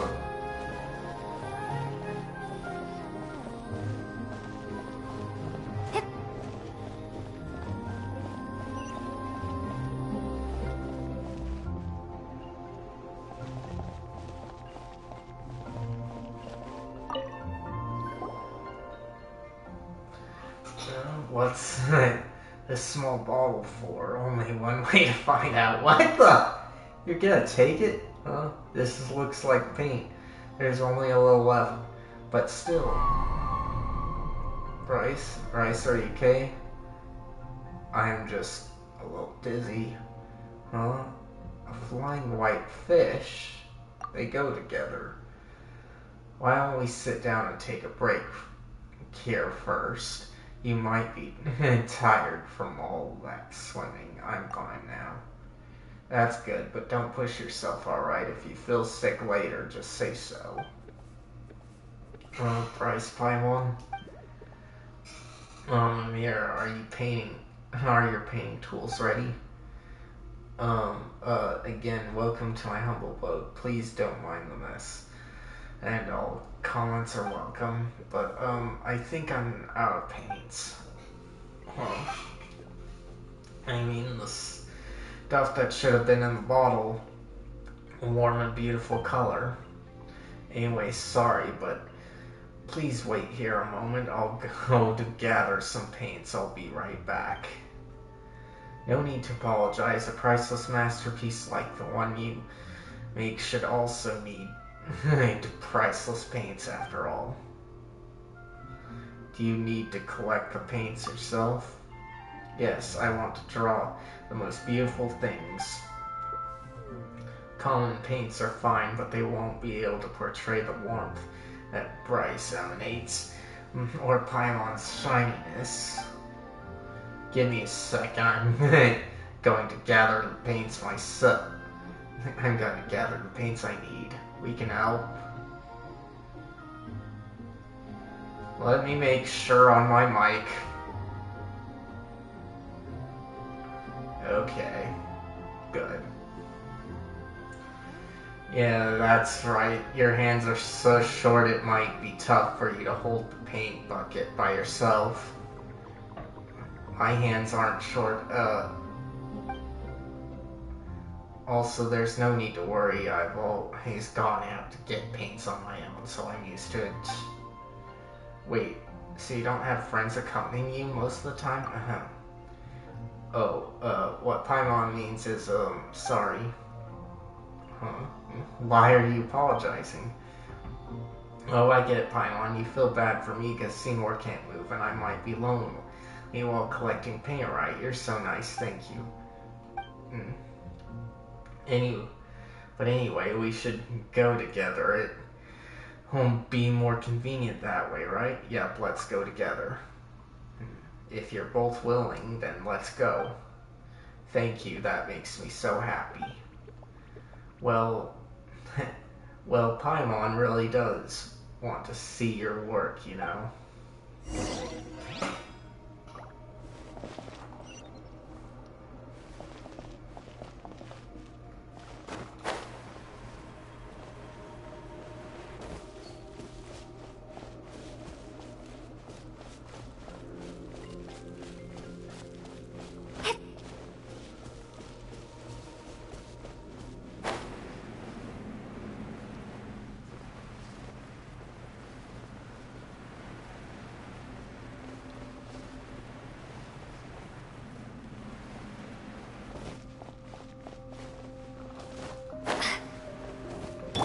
Let the show be.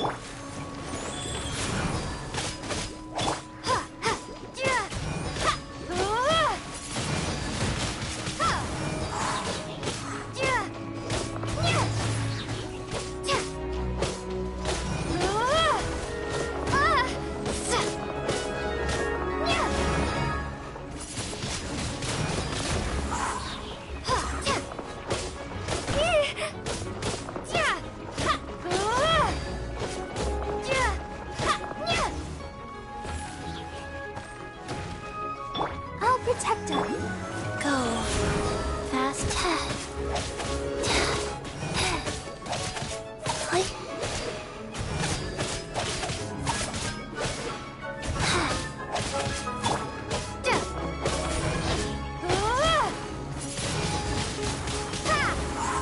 The fuse is lit.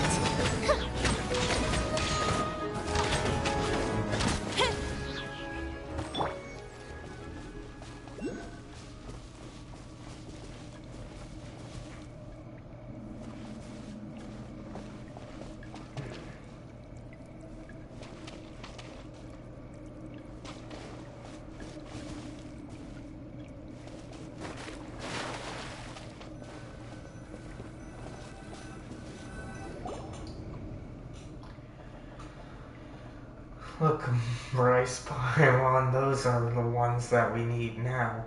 Now what we need to do next is... Say no more, we're expert miners. We'll show you how the pros do it. Please wait, digging directly isn't going to work.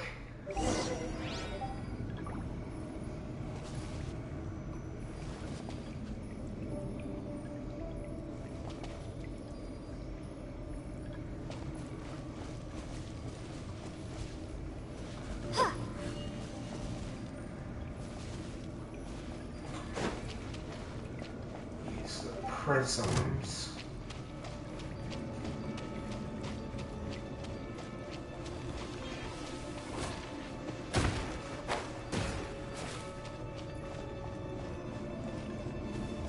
There we go.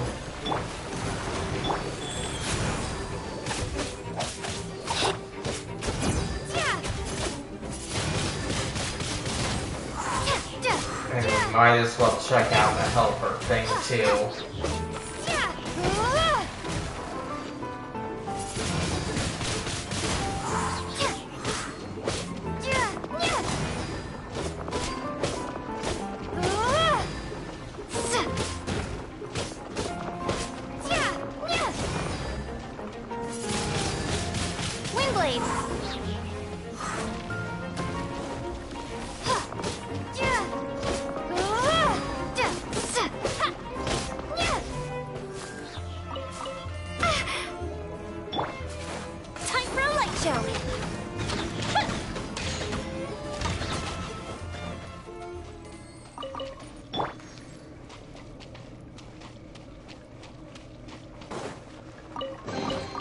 A reward on the road.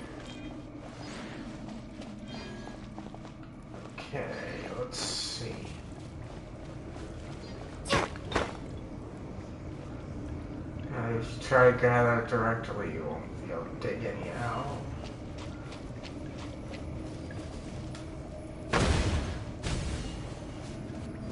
Okay, I see.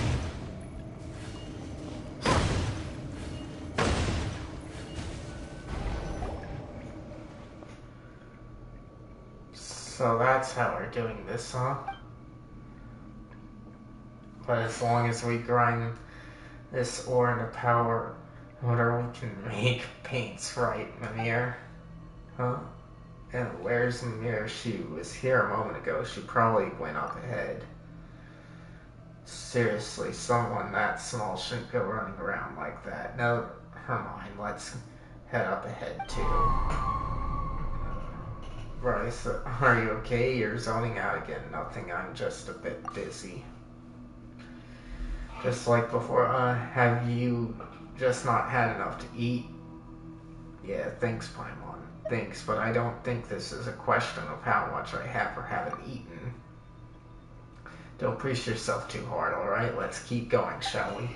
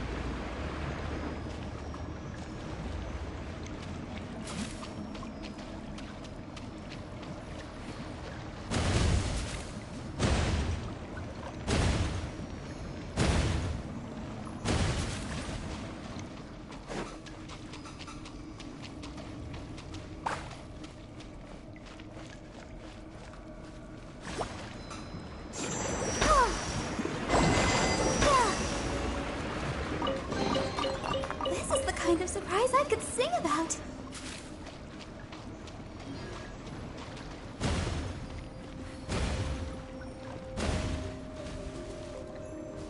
Okay, there it is.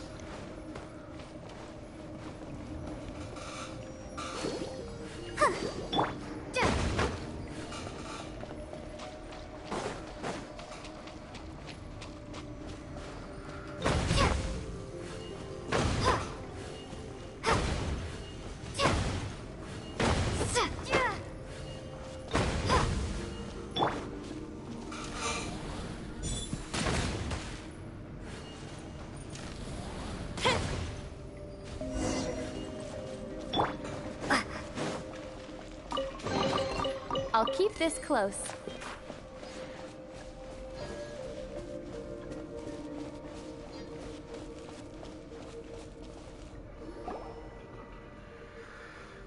Looks like we've already got our loads of stuff. This should do it, right? Wow, so much ore. I can make lots and lots of paintings with these. Thank you so much. No need. But they're alright ore. Will you have enough colors to use? Don't worry about it now. Time for the last step.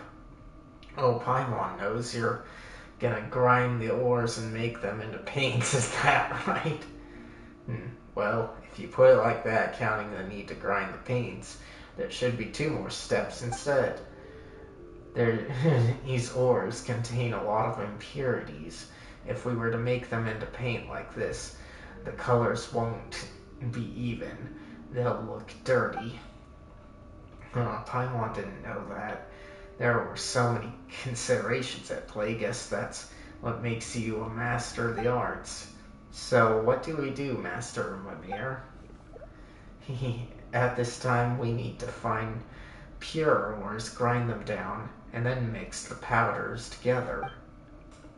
This way, the amount of impurities will decrease, and the paints we get from them will be more beautiful. What shouldn't we have just used the pure ores to make the paints from the beginning? There aren't that many high purity ores around, so you might as well be saying that if there's no Tatalaga to eat, let's have poison pie instead. Well, the metaphor sure gives you a distinct taste of Elsene food culture. That said, there aren't any other mineral veins nearby, are there?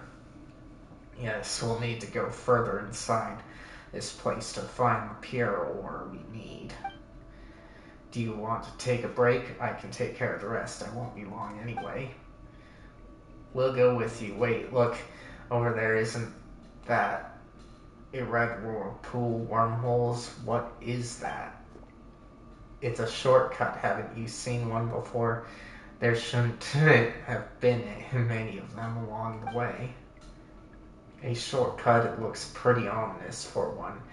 Is that what they call a shortcut that's the longest way around? Well, I always take paths like these. They're safe and warm. Well, if you say so, then you've come this far, so we might as well go all the way in helping you find high purity ores. Before I continue, let me check on my stuff. Alright. Let's place a wish. Ooh, I got something. Ah, sacrificial greatsword, huh? Okay.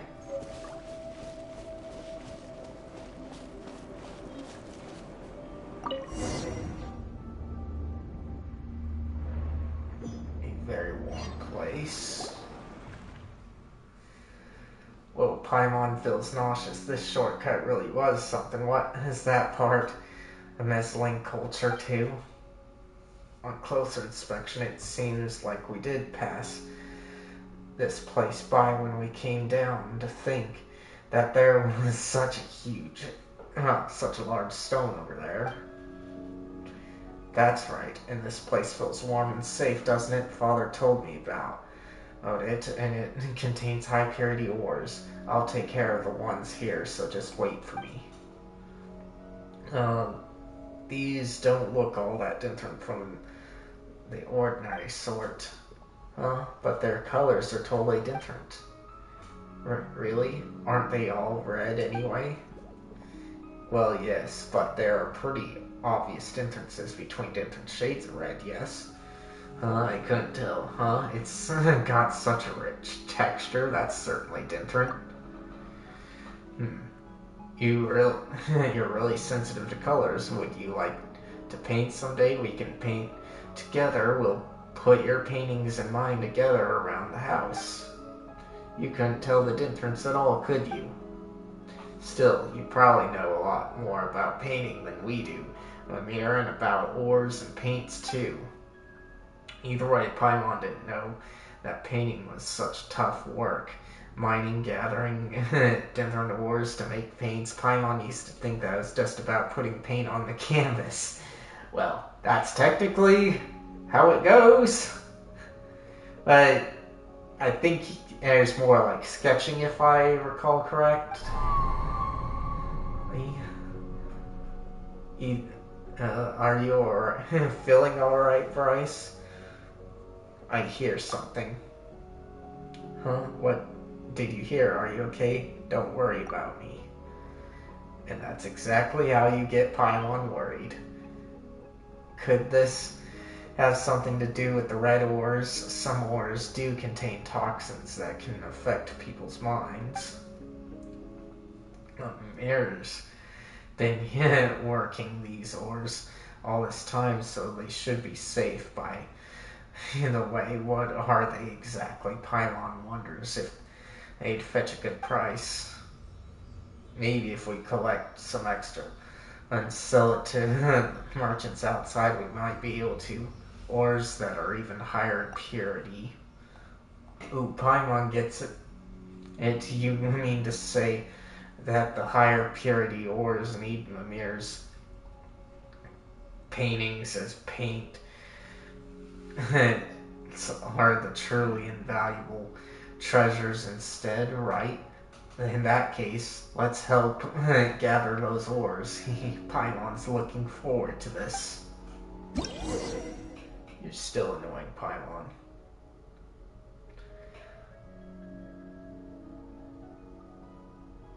Alright, so some can be picked up and...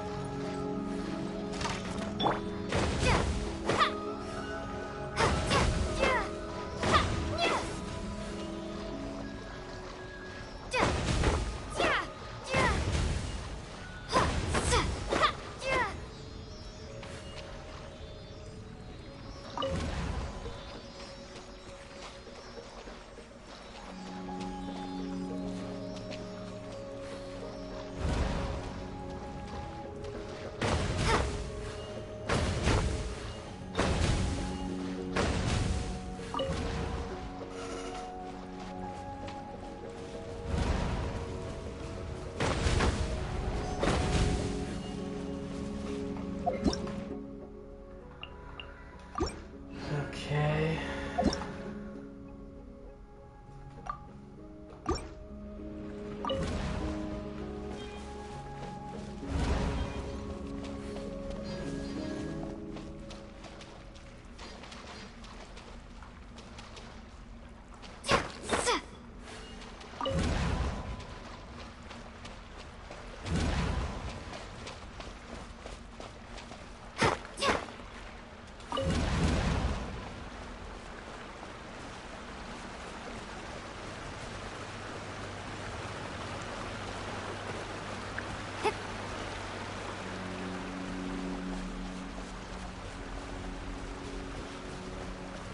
Okay, there it is.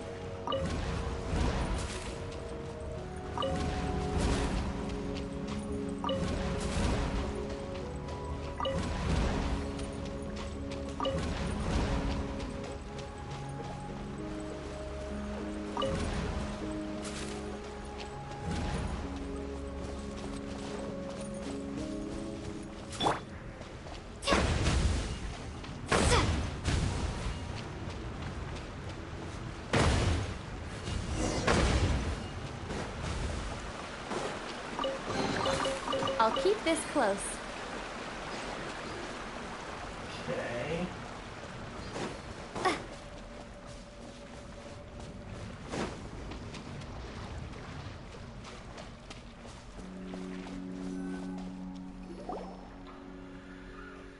Bryce, wow, I'm sorry for the wait. Oh, that's... We weren't just watching, you know, we also collected loads of pure ore. Awesome, right?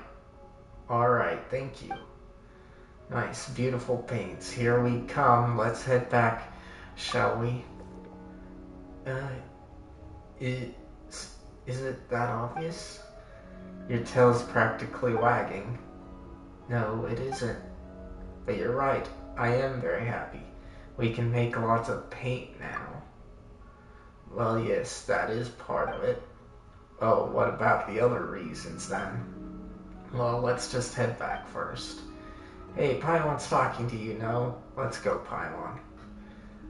Whatever, we'll need to get back to that painting anyway, so let's just do that, Bryce.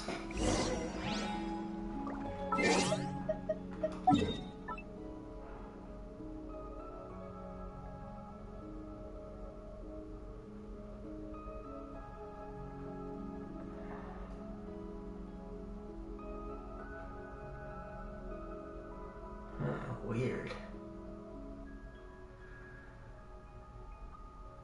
I've gotten everything apparently down here.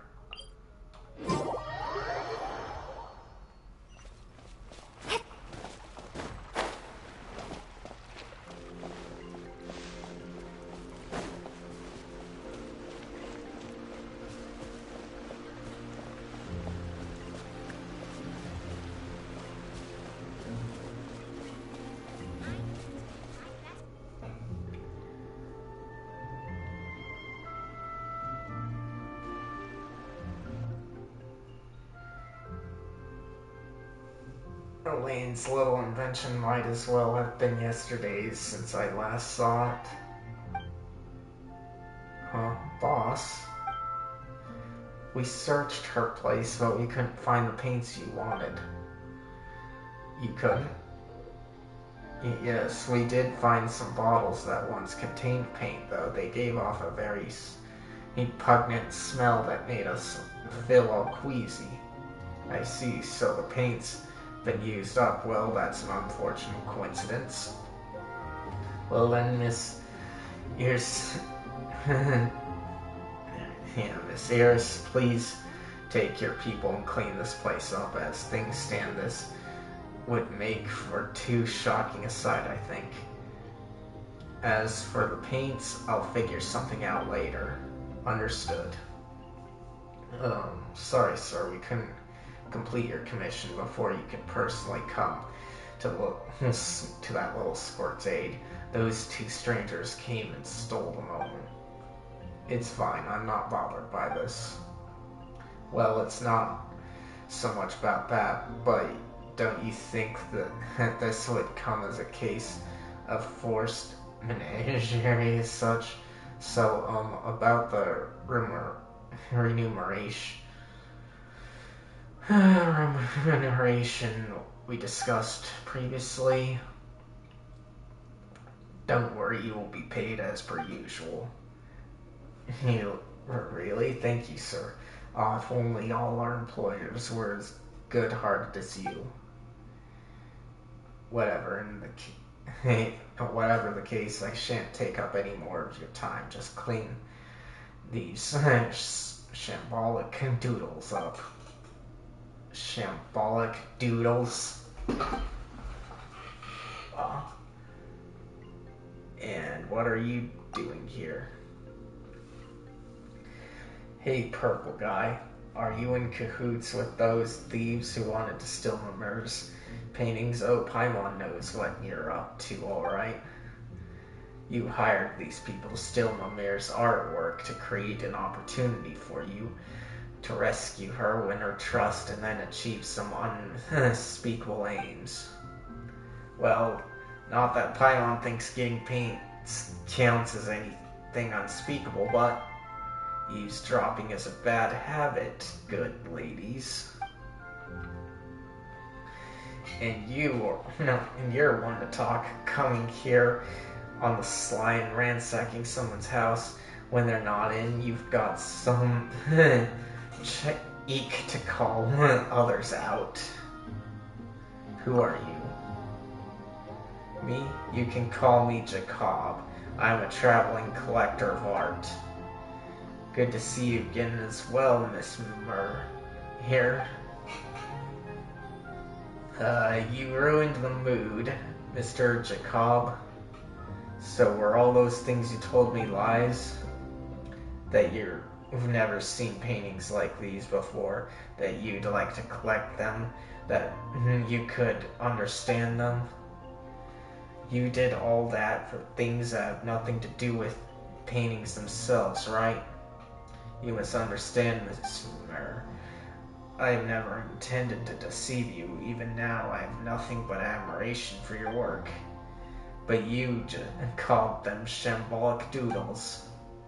And I apologize for my imprecise use of words. I was truly mesmerized by their unpredictable, chaotic nature, and I can appreciate the beauty in them, so incomprehensible to the rest of the world. You're lying through your teeth, pal. Really? Of course I mean it. Your skills are most enchanting, and your use of colors and persistence in making your own paints truly makes me... Hey, don't be taken in by him so easily. Wait. So this is a trick too? What do you want the paints for? What an interesting question. A fine question indeed, miss. Let me ask you this instead. What else do you think these paints can be used for? Paimon doesn't know what you want to do with them, but you can't be up to anything good. You tried to buy her paintings for high price, and you also hired people to trouble her and ransack her house. You didn't have to go this far for your own drawings, did you? Yes, why indeed. Consider that a question for further exploration after this discussion. For now, let me venture a guess. You have just collected the raw materials for the paints, am I correct? In that case, ma'am, allow me to ask you a question. Allow me to ask you a question. Could you give those materials to me? I have no quarrel with you. As such, we need not be enemies. In return, I can give you any amount of more, as long as it is within reason, of course. Why are you asking me? Exactly. Those paints aren't ours. You should be asking Mer, shouldn't you? Are you really hoping for an answer, or are you simply probing about my attitude?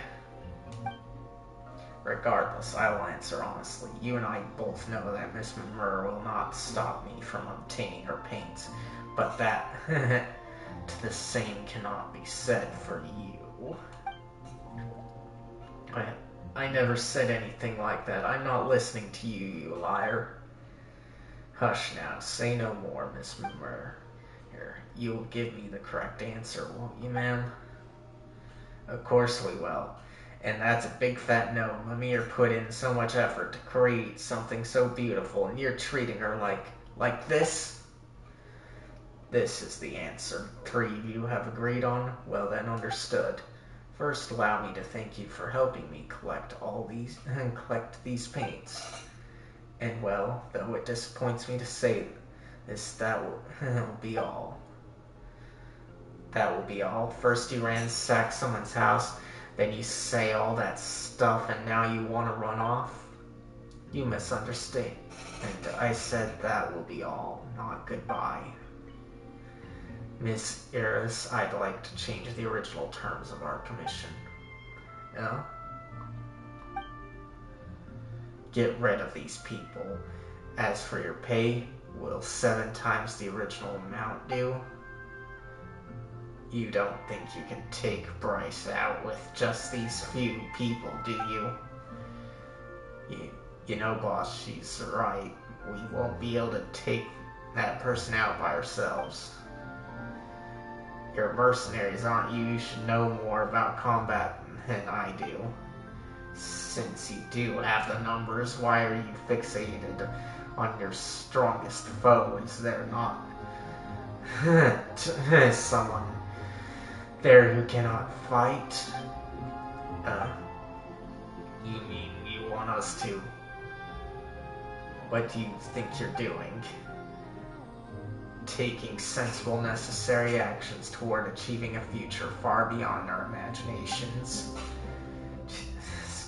Tenfold pay. There's no arguing then. Sorry, buddy.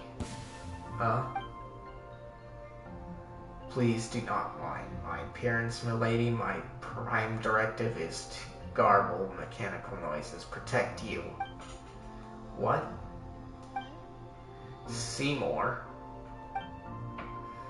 Affirmative. I'm here, milady. You are as gentle, lovely, and radiant as ever. Please step back.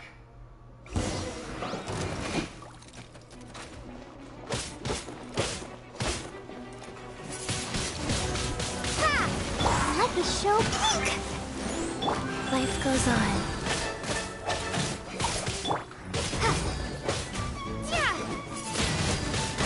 Wing blades.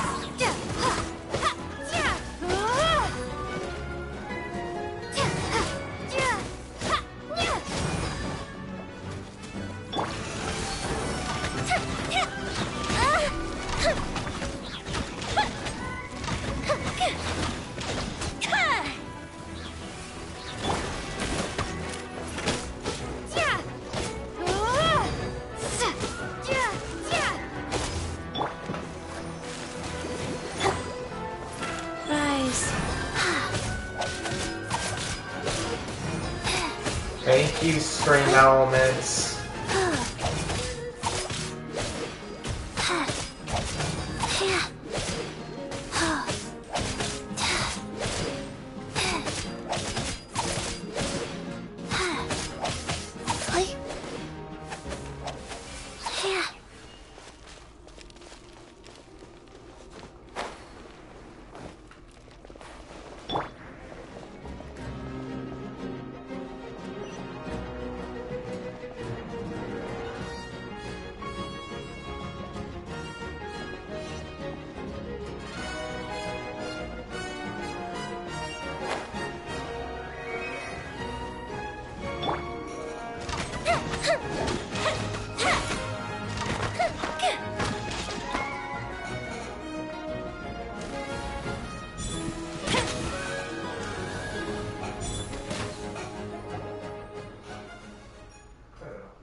What is this?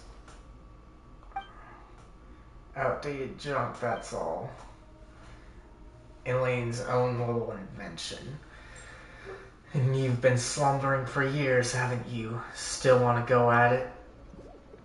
Yeah, just plotting all this bad stuff. Why are you so obsessed with these paints?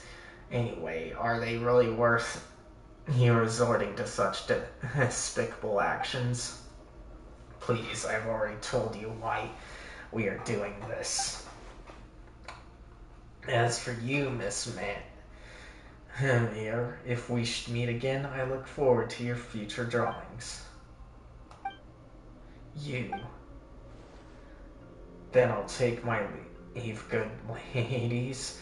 Ah, yes, and you thinking machine, let's go, Miss Iris. We have other things to do. Hey, stop right there, people. No, stop right there, purple guy. Please wait, you two. There's something wrong with Seymour. Garbled noises. My apologies, but Seymour, he might be out of energy. He did take damage during the battle. Oh no, this can't be. Mimir, are you alright? Oh, Seymour, Mr. Jacob.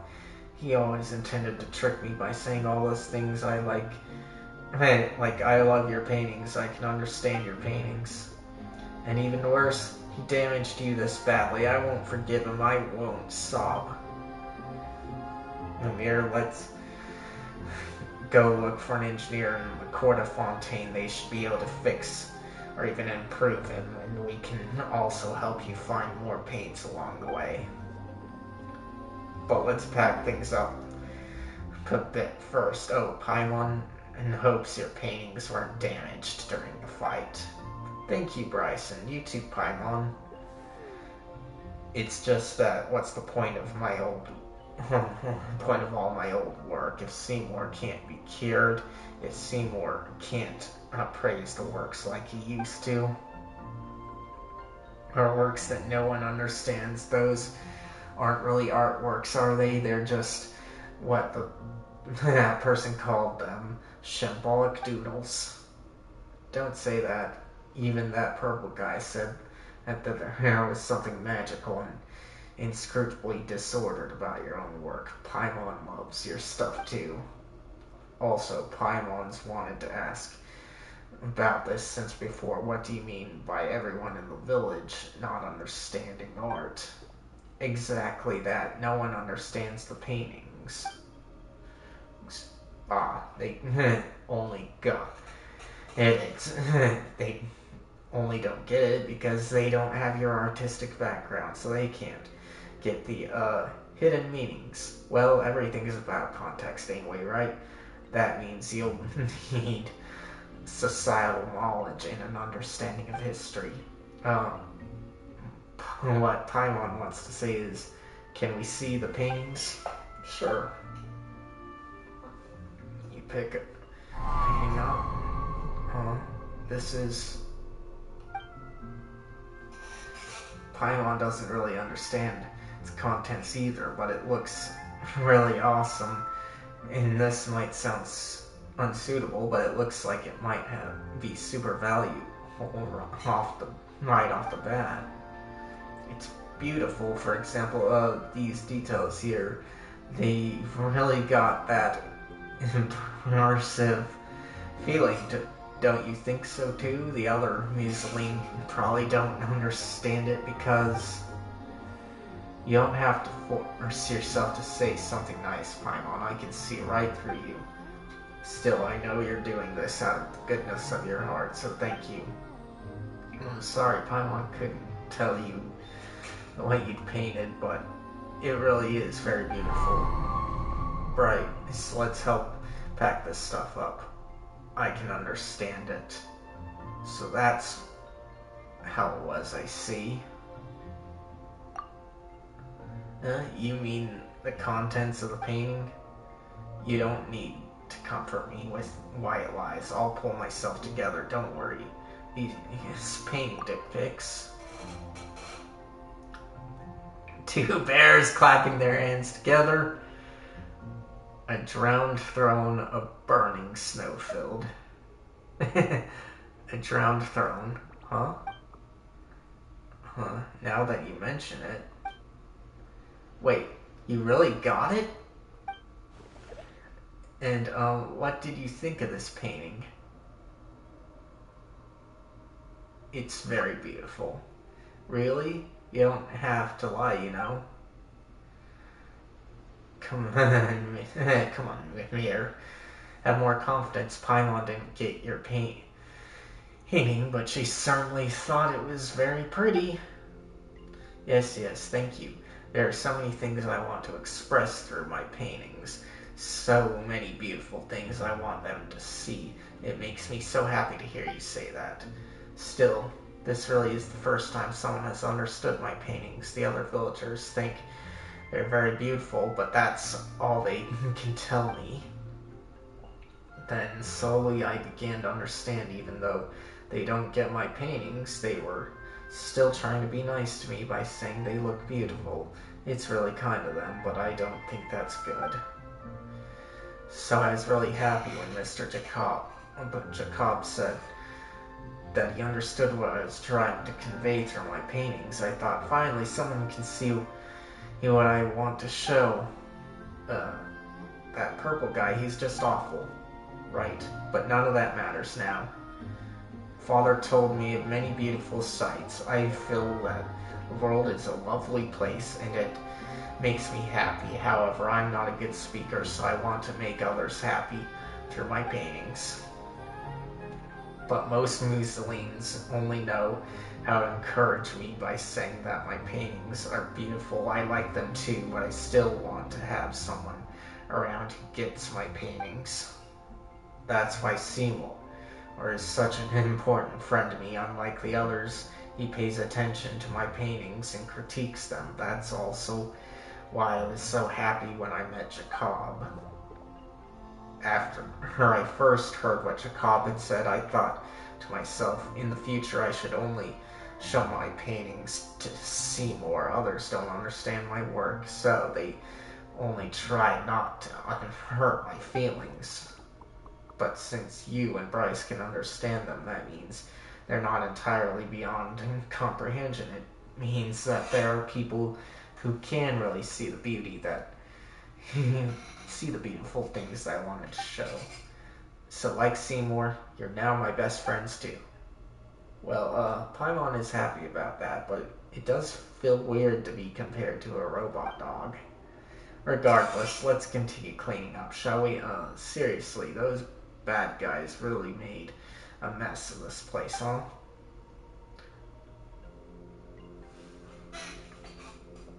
Thank you. Sorry I made you clean up after me again. You know, just like when we met for the first time. It's fine, we're friends after all. Yep. Looks like you're in a good mood again. That's great. Yeah, I feel so happy when I'm with you guys. Just like how I feel when I'm on a roll with my paintings. Still, looking at how you're packing things up, Paimon can't help but think that you Mussolines really have short hands. Your hands are even shorter, Paimon. No way, short hands, Mimir. Yes, they are baby hands, Paimon. Alright. Paimon takes it back. But really, don't those hands make painting inconvenient? Your canvas does sit on a high stand. It's alright, since my hands aren't short at all, but speaking of paintings, I really am sorry that I won't be able to paint for you at the moment. I just can't leave Seymour like this. I must fix him first. He is my best friend after all.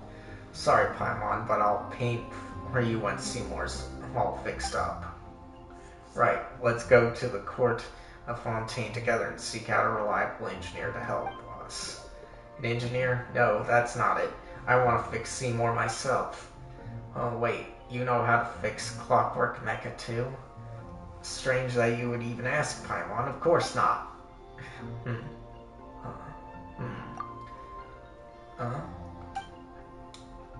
But how are you gonna fix him then?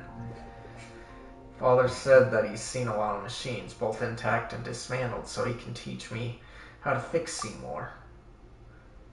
You've mentioned this father a few times previously. What's he like, a master Mussolini engineer with a long mustache and Mussolini with a wrench?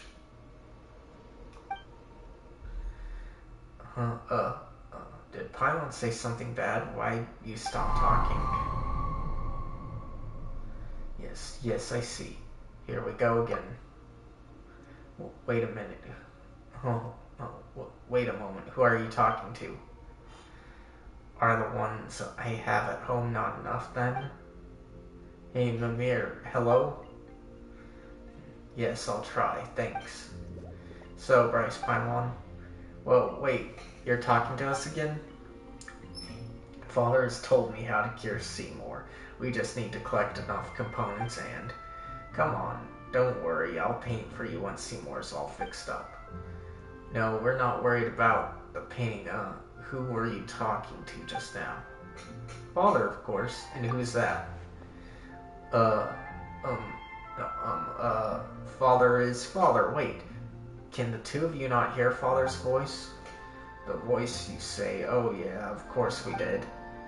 Seymour's breakdown hit her too hard or something. Anyway, let's just go along with this for now. We can comfort her later. We heard it too, but we don't know anything about Clockwork Mecha, so what should we do exactly? Right, so we'll need some components. Sure, but what kind? This is what I'm talking about. Well, it's pretty, isn't it? A screw? This is a scrap mechanical part. Are they really scrap though? They're so shiny and pretty and they're everywhere here. Everyone in the village really likes them, so they all have some. When we help each other out, we give the other components as tokens of gratitude, and Xana likes them more than most, so she often exchanges a lot of nice things for them. Oh, but she doesn't seem to be in the village. Currency? Oh, I get it. Like more? Well, I guess you can say that, even if Jacob were to give me a lot of components in exchange for my paintings, I won't accept unless it would help me fix Seymour. Alright, sure, we just need to collect components, right? We'll help. No way, they're like Mora. You know, getting parts for me would be like asking you to earn more for me. That sounds like something a villain would do. It's fine, I'm used to it. But we can fix up Seymour faster this way. Oh, okay, thank you. You're nice people. I'll also go hunt them down myself. I really can't ask for you to find them for me while I just sit around doing nothing.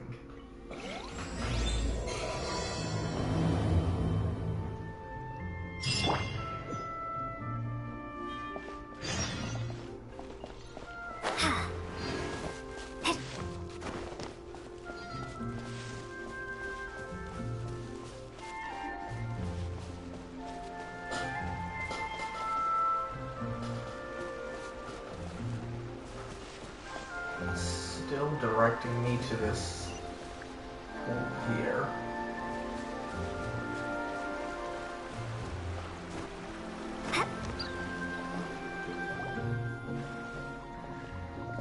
Ah, you finally looked over here. Hello, hair, tall stranger, and Pylon's Pylon, and she's Bryce.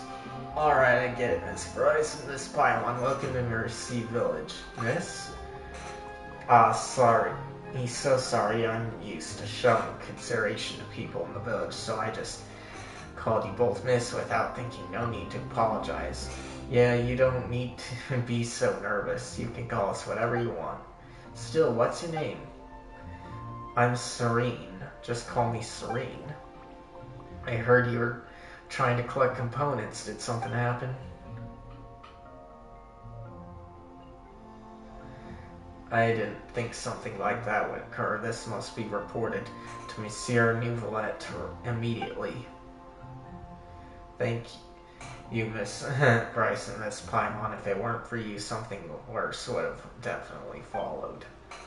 But Seymour still broke down. So that's why you were collecting components, yes? Yeah, though we're not really sure how to fix them right now. We were thinking that after getting the components, we could go somewhere like the Fontaine Research Institute and find someone to help us. If that's the case, then please take this. Huh? Are these components, are you just giving them to us? Thank you. Do you need us to help you with anything? Huh? Oh no, I didn't mean to use this to get your help or anything. Well, either Bryce or Mimir are gonna need those components, right? So just accept them. Thank you. I should be the one thanking you. Thank you for taking care of Mimir. That child's always alone and never tells me about anything. So seeing her joyously talking with someone, and that someone being an outsider human friend as well, makes me happy. Though if I had more components, maybe that could solve the problem immediately, right? It's as I expected. It will take more hard work on my part to better assist everyone. Come on, you've already helped us. Anyway, we'll be taking these components. Thanks a lot, Serene. Right, where can we find more components? Let me think. You can check the areas around the village. If you're lucky, you might be able to pick up some scattered components. but this method alone isn't that efficient. So why don't you ask the villagers if they need help with anything? I'm sure they'll give you components in exchange for that help. So it's kind of like the R&R quest, huh?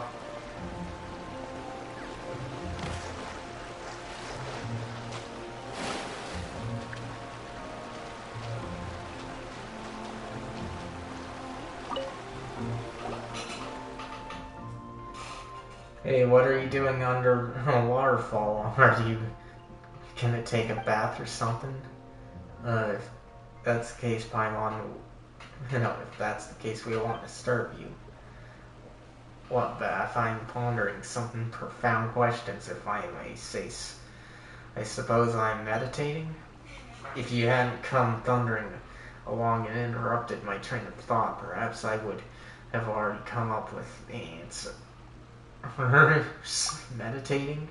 I read in a book that if you run into something you can't make sense of, if you just meditate, maybe you'll find the answer. I didn't misunderstand that, right? Let's see, a human, most strange, and a rainbow balloon. You two must be from outside the village. Right, Paimon's Paimon, and she's Bryce. Wait a second.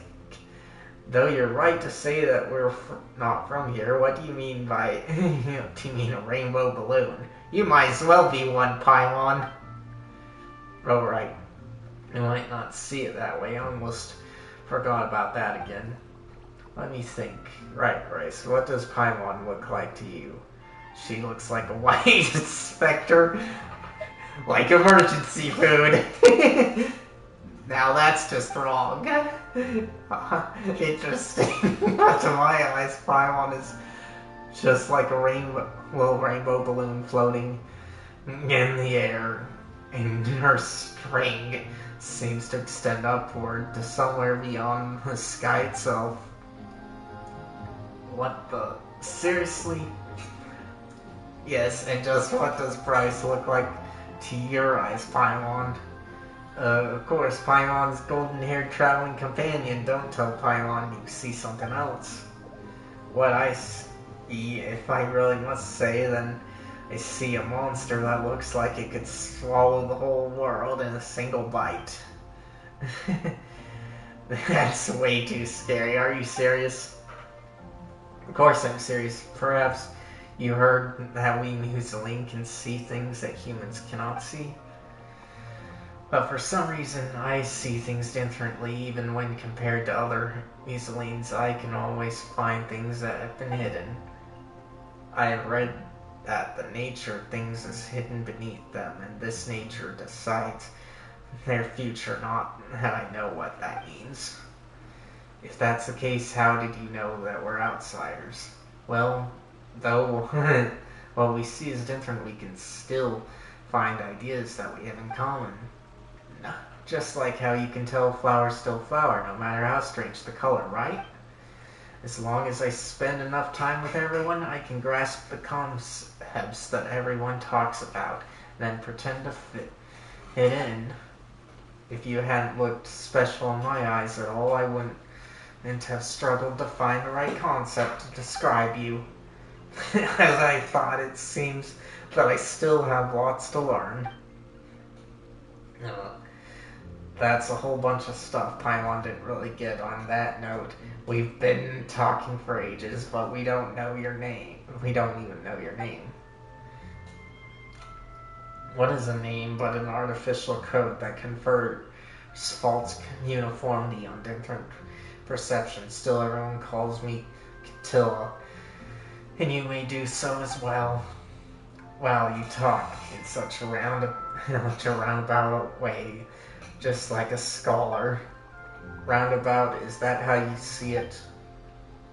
I don't usually talk with humans from outside, so I don't quite understand your method of communication. I am merely making deductions and inferences based on what I have read in books.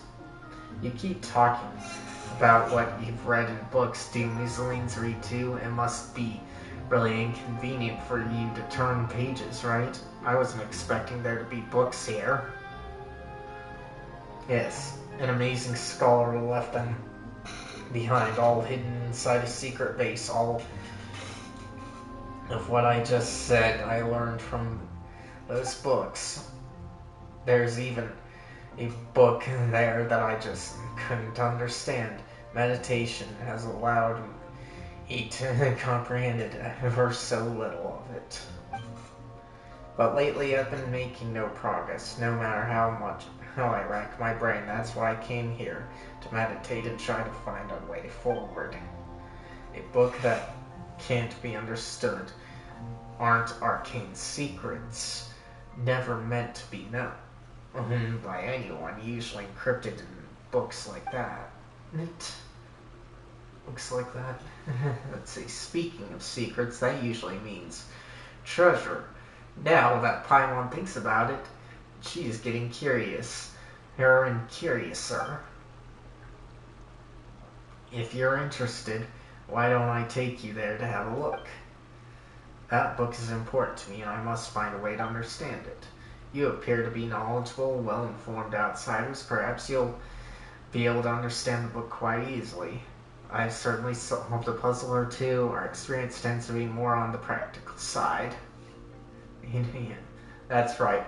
We're like super professionals at this. Come on. Show us the way.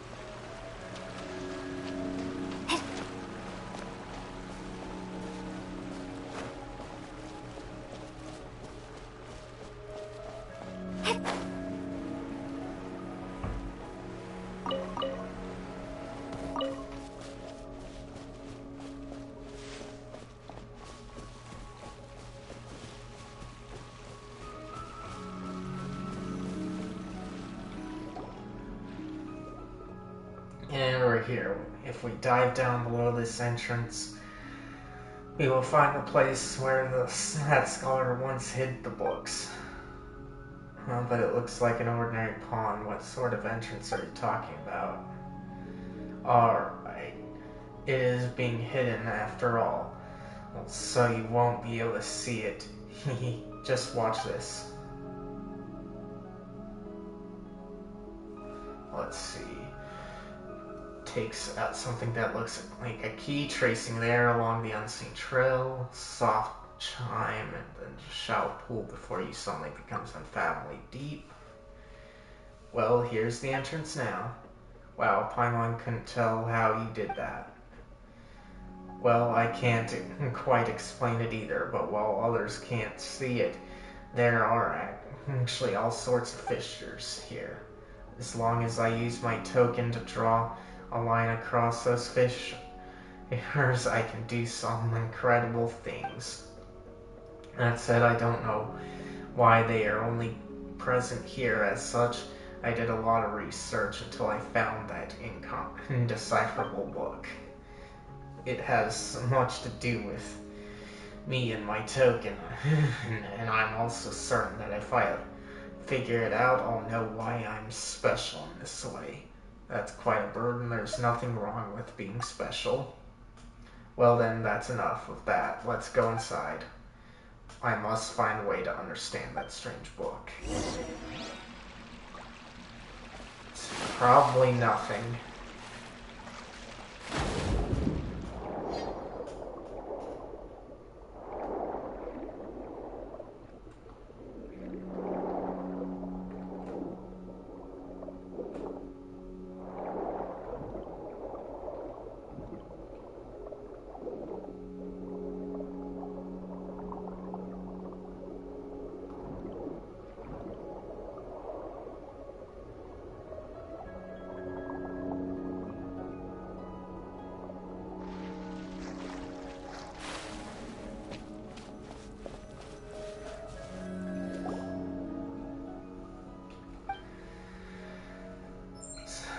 So you can't understand it all either, after all. Not a single word. I reckon we should look more closely. Look at the runes on the page for some time. The runes slowly start to disintegrate and resemble themselves, becoming new worlds. After some time, your surroundings seem to recede and you arrive in a strange new place. There's a world where even sweet flowers and mint can't grow. Can you see it too? Around to look for the source of you look around to source the voice, but suddenly awaken looking back. Book, it looks like it did originally, as though nothing happened. So did you discover anything, Bryce? I think I saw runes dissolving and then reconstructing themselves. It was like I entered a strange place. But you're here the whole time. Did you just stare off intensely or something? I knew you'd be able to see it too. Huh? Have you had the same experience, Cantilla? Is this what you meant by meditating? Yes, though I can't understand a single word in this book, I get a strange feeling from looking at it for a long time. It feels as though you've been transported to another world and then you can start to understand the book's contents. But as soon as you awake, you're back to being unable to comprehend it. Then what have you seen before? Oh, wait just a moment. Ta-da, this is my notebook. I've written down everything I saw inside. That said, I wrote it all down while I was meditating, and I was sort of in a trance, so it might be a bit hard to understand. But Paimon, see, yep, this is really messy, wow. But it says something about LNS or something like that. Even when meditating, I can't make heads or tails of what comes before and after. As such, though, I can understand just a little bit. I still don't know what it is really saying. If I'm not mistaken, however, the book is still missing a lot of content. The notebook does mention a few locations. So you mean that these locations might be clues? Locations, yes. The names of locations are written between important sections. Could it be trying to tell us where critical parts of the text are hidden? I mean, I've guessed as much in the past, but I've never left Helena, so in that case, why don't you stay here until we'll go investigate places in the notebook. Maybe we'll find the missing pieces. And besides, it's related to LNS, so there's no way we're going to ignore it. Alright, in that case, I'm coming. I'm counting on you two. If you find anything, just bring it back. I'll be waiting here for you. Okay.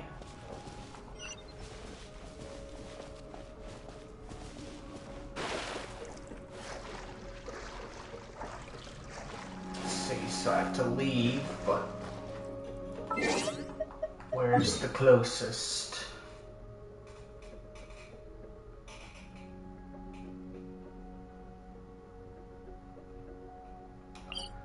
Over here.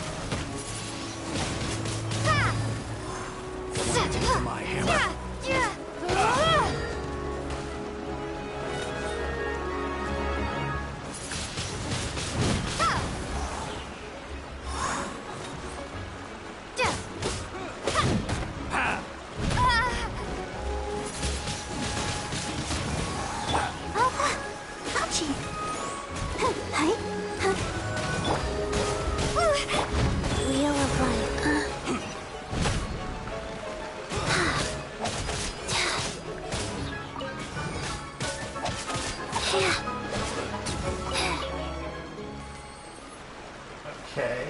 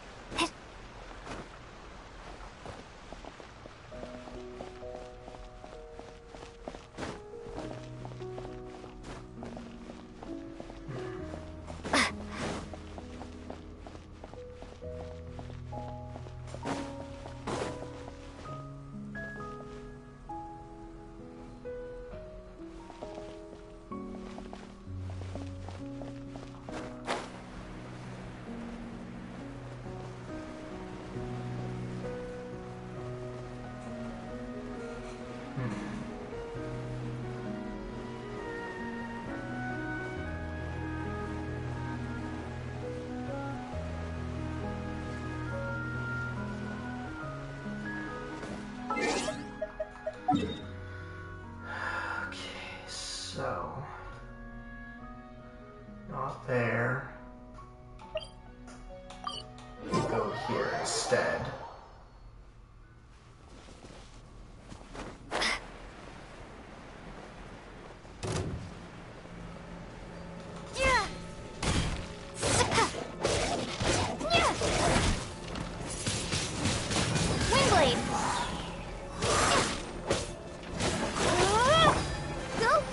Life goes on.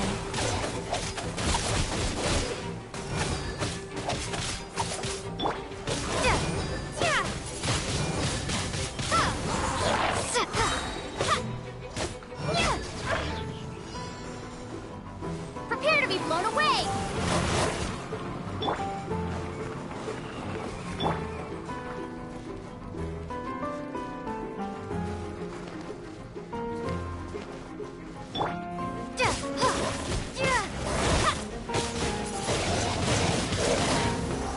Let the show be.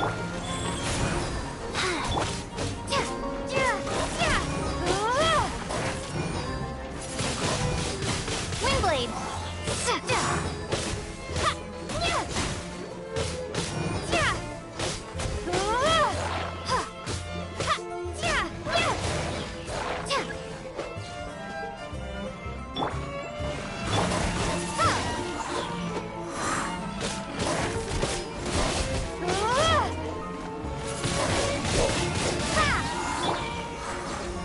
Rise.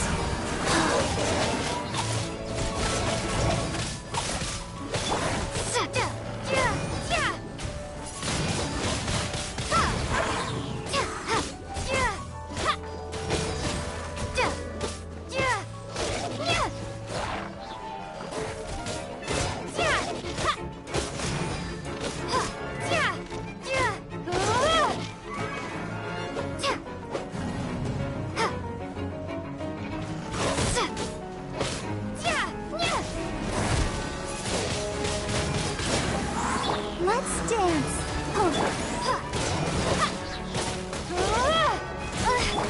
Life goes on.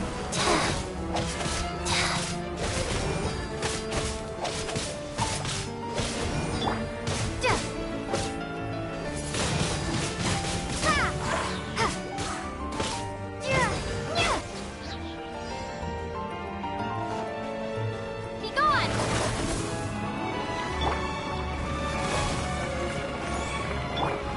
Fuse is lit!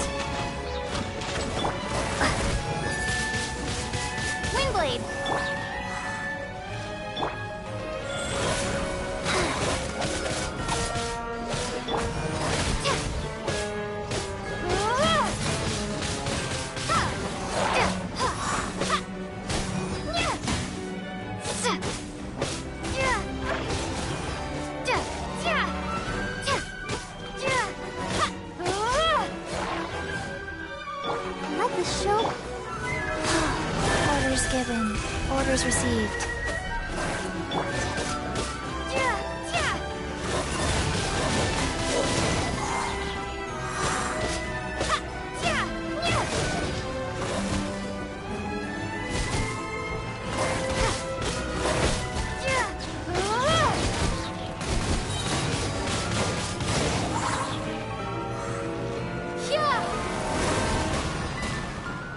Let's dance.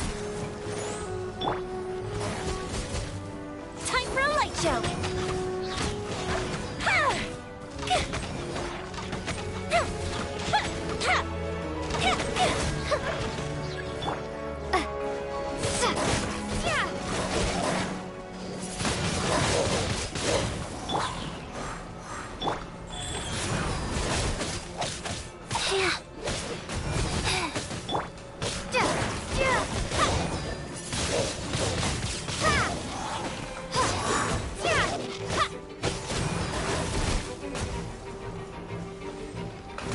Let the show begin.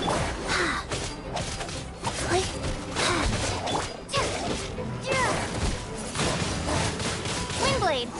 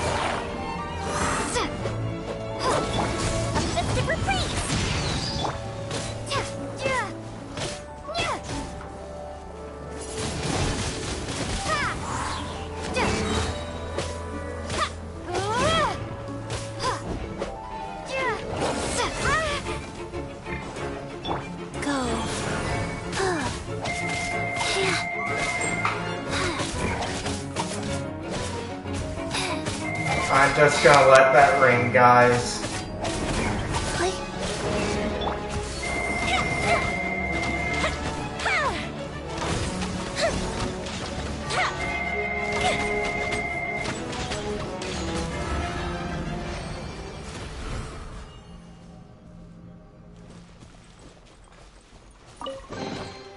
Ooh, let me open it. Okay.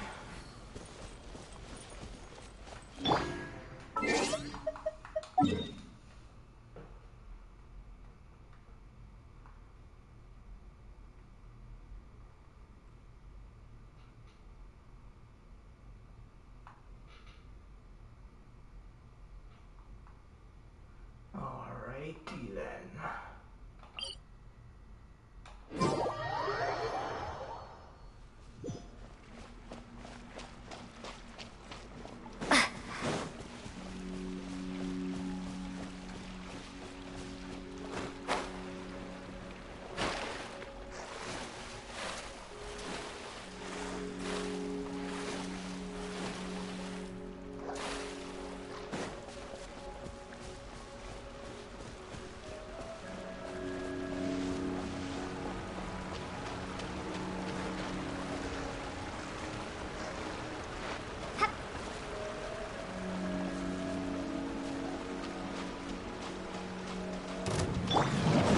Let's dance. Life goes on.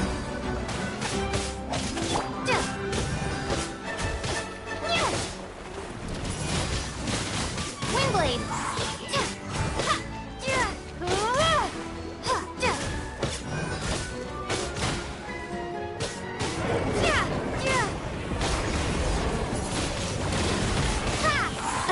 I'll protect us.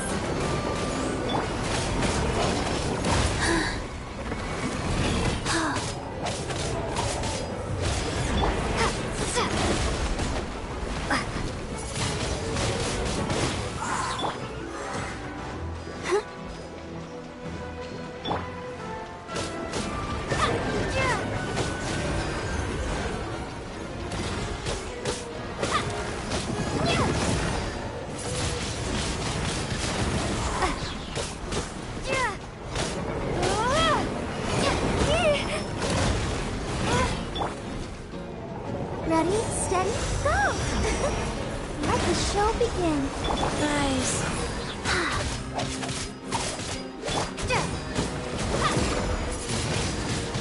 Windblade.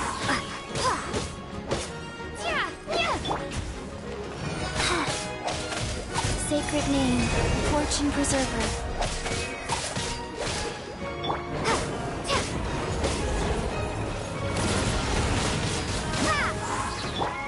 Let's dance.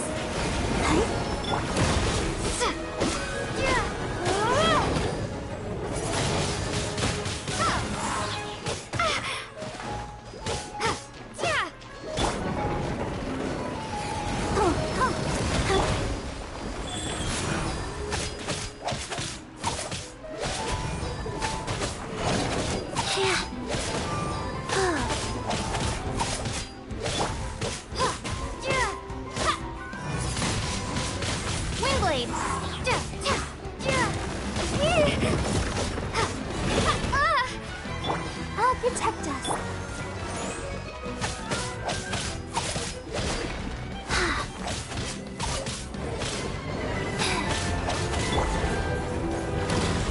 Wow. Go.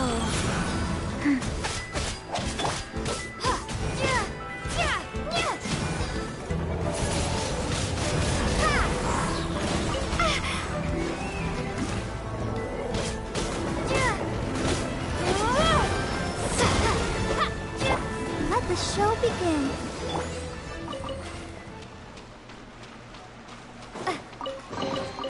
Is this an answer from this world?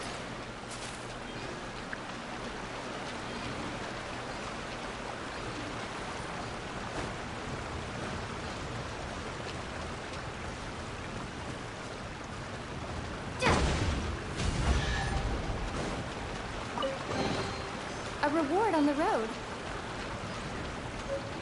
Okay.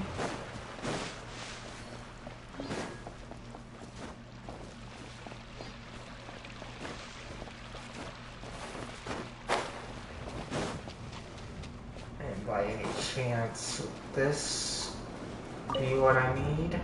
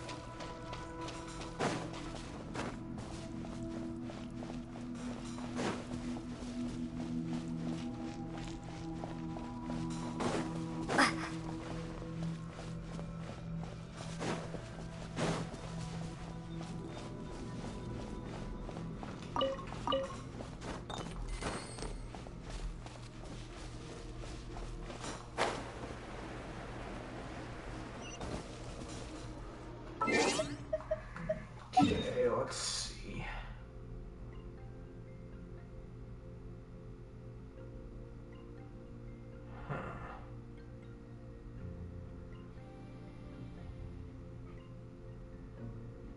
Is there some sort of passage then?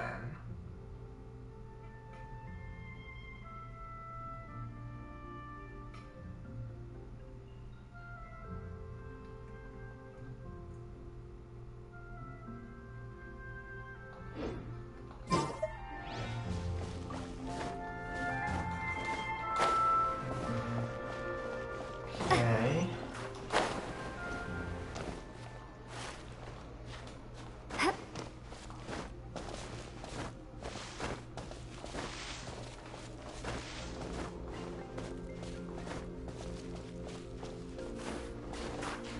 There's gotta be a passage somewhere.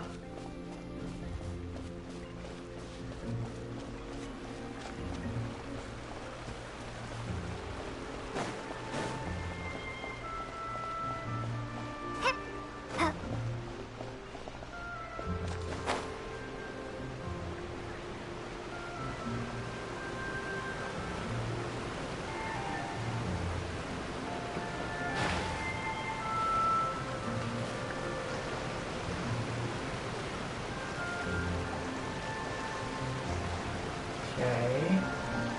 Not there.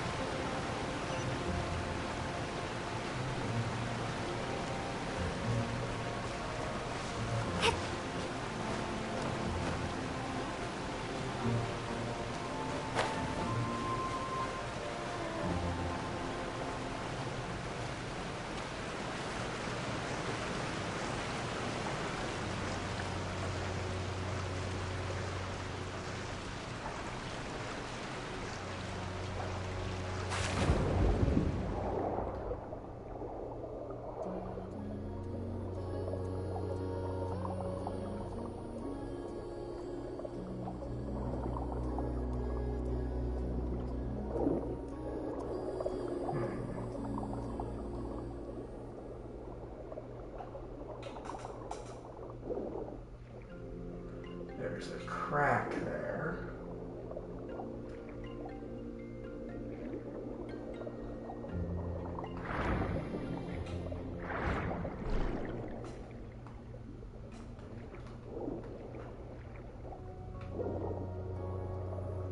Okay.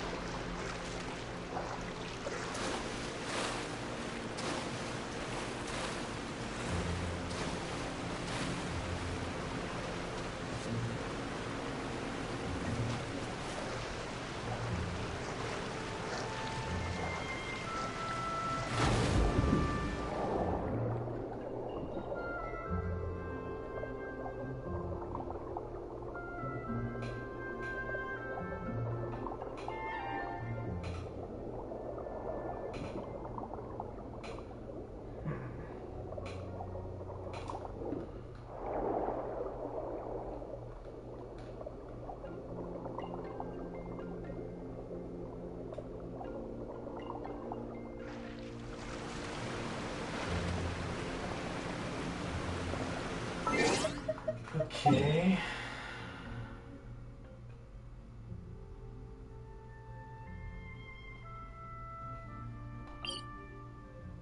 Maybe here.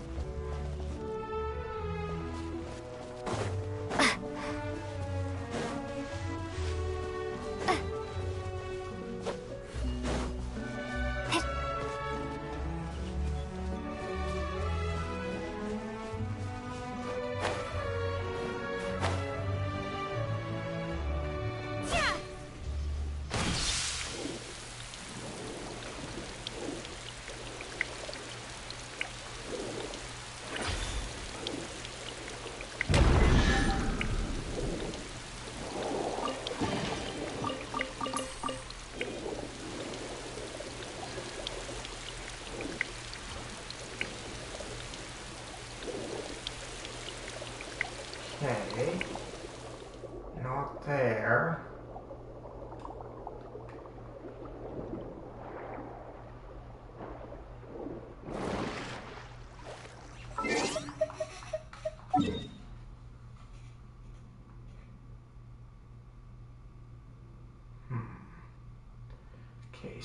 not there.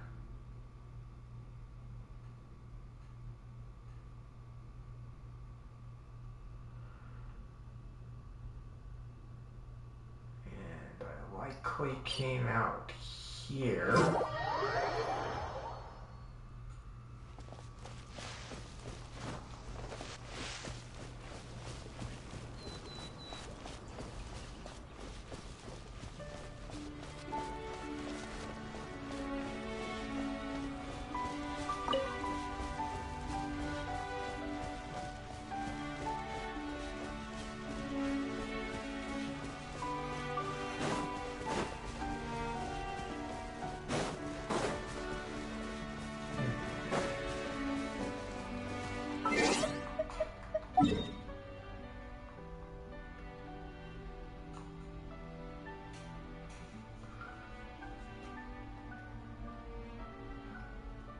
Maybe in here.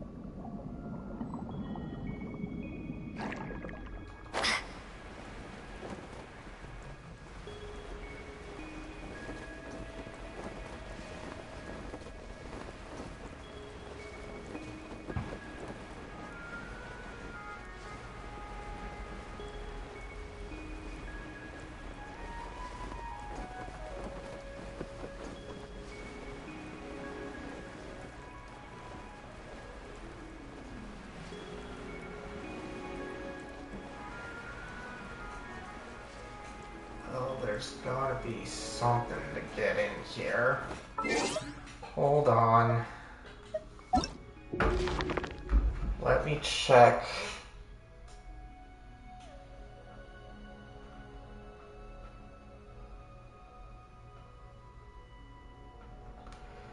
Okay.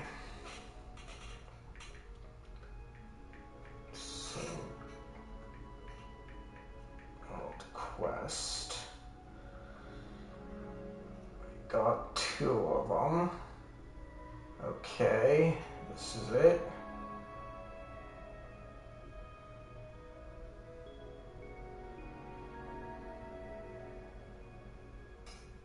Okay.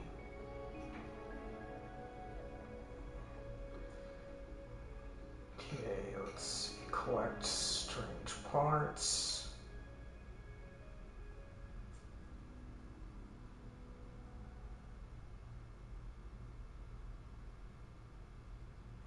Let's see. This is it. The revelation.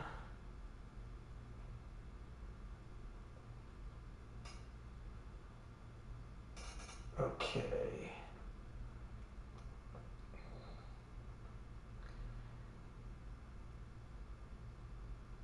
Cave guarded by them. Southeast of that point. Okay.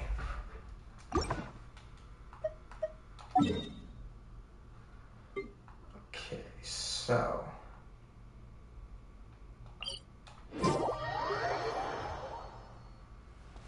there's this one.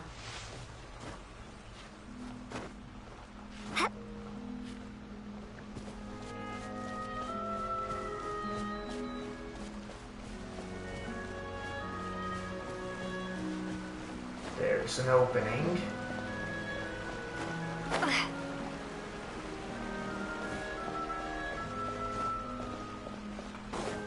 All right.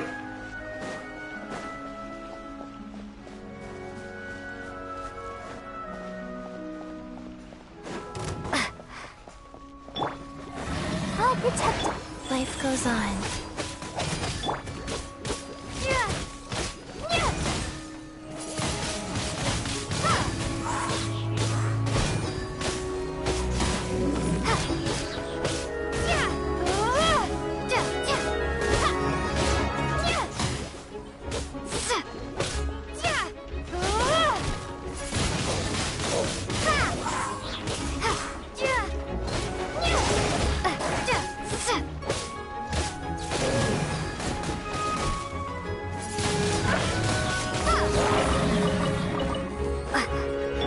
Let the show begin. Go. Play.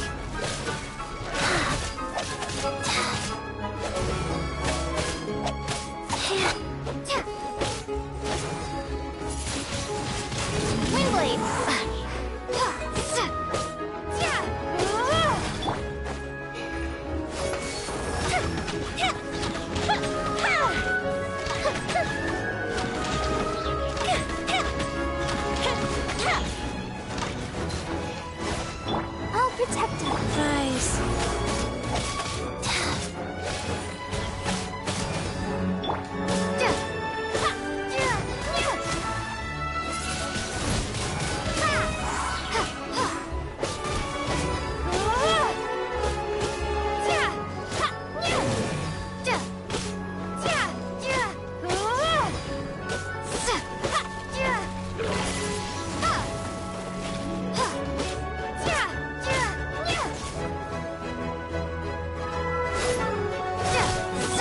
Let the show.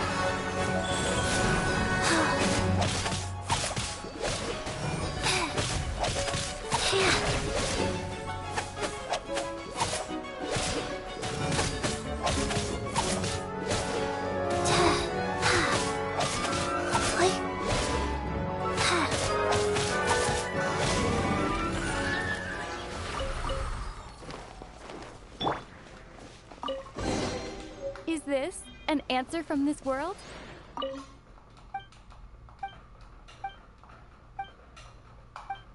Okay, nothing there. Alright. Now we go back.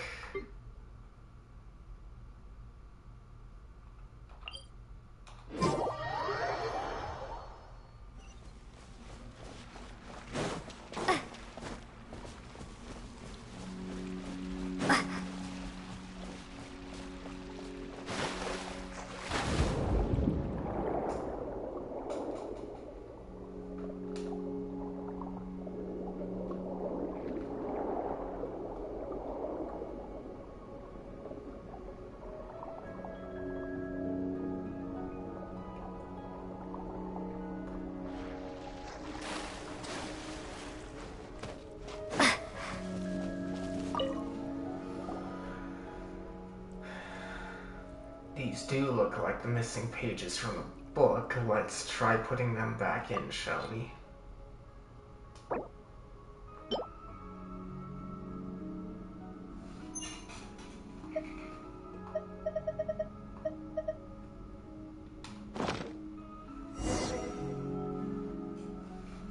And then we just need to concentrate and meditate on the book like before. Page gradually blurs.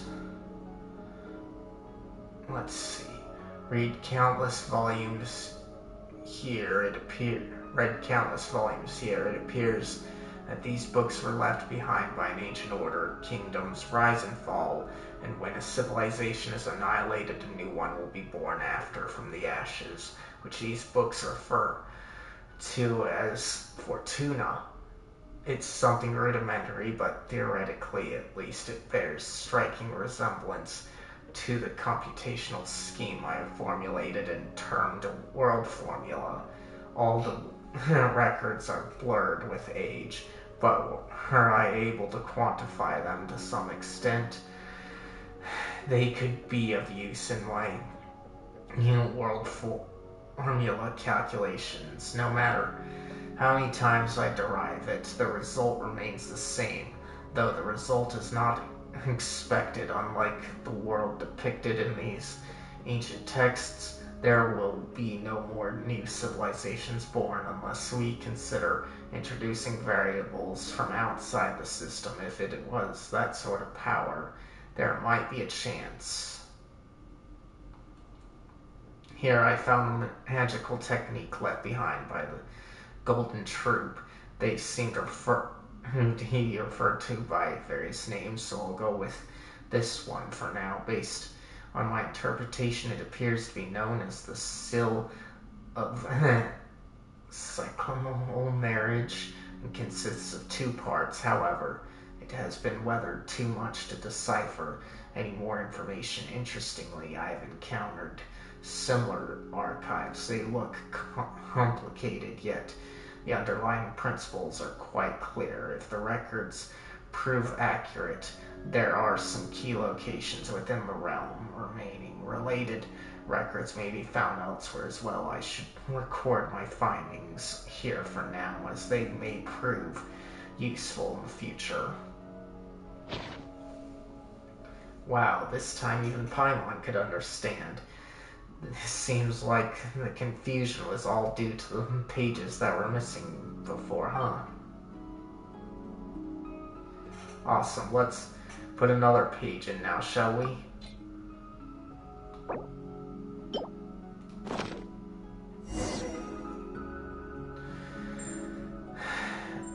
As I started meditating again, as you start meditating once again, you once more attempt to understand the page's contents. Changes of the page blur. Sorry guys, my camera's in the way and I can't do anything about it. And the incomprehensible shapes that line it leap forth as if mounted on a pop-up book. As you can make sense of what is happening, there is a rush of noise all around you and you return to the world as it was. Let's see. The pollution of the land and water wrought by the giant Elenus seems to have been mostly purified and diluted. However, when it comes to Elenus itself, even the adults seem to be at a total loss. They simply cordoned off the surrounding areas. Nevertheless, it was quite easy to sneak in. It felt rather strange slipping into the creature's mouth, and it reminded me of events of some of the stories I once read. Though I have no substantive evidence, I still sense some sort of will from it. Jacob did too. There were no signs of decay in the flesh. Instead, its body was hardening as if forming a protective membrane. Given its current immobilized state, it looks like a self-defense mechanism to safeguard its internal organs, but it does make sense with such a wellspring of vitality. If my deduction is correct, it may also be used to enhance Jacob's strength by following the same principle. However, at this stage, there's no need to subject Jacob to such risks. I should get safe experimental data first through the Institute of Natural Philosophy and then set specific research objectives, although, as Jacob mentioned, this may waste a lot of precious time. After all, the flesh of Elenus remains toxic, and the risk if Jacob has returned. He's quite brave, but also an idiot. He didn't give any thought to the possible consequences. We have no one else to rely on now. If the data we've collected is still incomplete, Jacob had minor adverse reactions, primarily vomiting, but he recovered quickly and hasn't shown other symptoms in the short term. His mental status and physical status remain stable. It's only possible because Jacob completely trusts me. Our lives are limited still. Even if it's just for the future, we must find a way to get allies, get stronger, and prevent disaster. Elaine has enrolled in the Institute of Natural Philosophy. He should fit right in with his sharp mind. I brought the pocket watch he gave us and we compared the time only to find there was already a significant discrepancy. We agreed to meet at the Institute. The brightest minds of Fontaine are gathered there, and we can expect to make huge progress and get much needed help. As for Marianne, just the sight of her fills me with joy. We had a long discussion about the Nazarene Cruise Institute, but Jacob was crying through most of it. I didn't tell them about Jacob. It's because Uncle Gilton, who was with them, is part of the Mason Gardiennage. Although he seems to be treating Elaine and Mary Anne very well, he still can't be trusted. After all, father and mother, it was all the decoying of their lackeys and goons.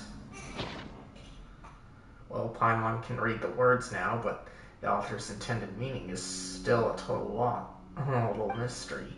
We'll just have to put this last page in and see what we get. Maybe the contents will link up or something. The tests on Jacob's strength continue.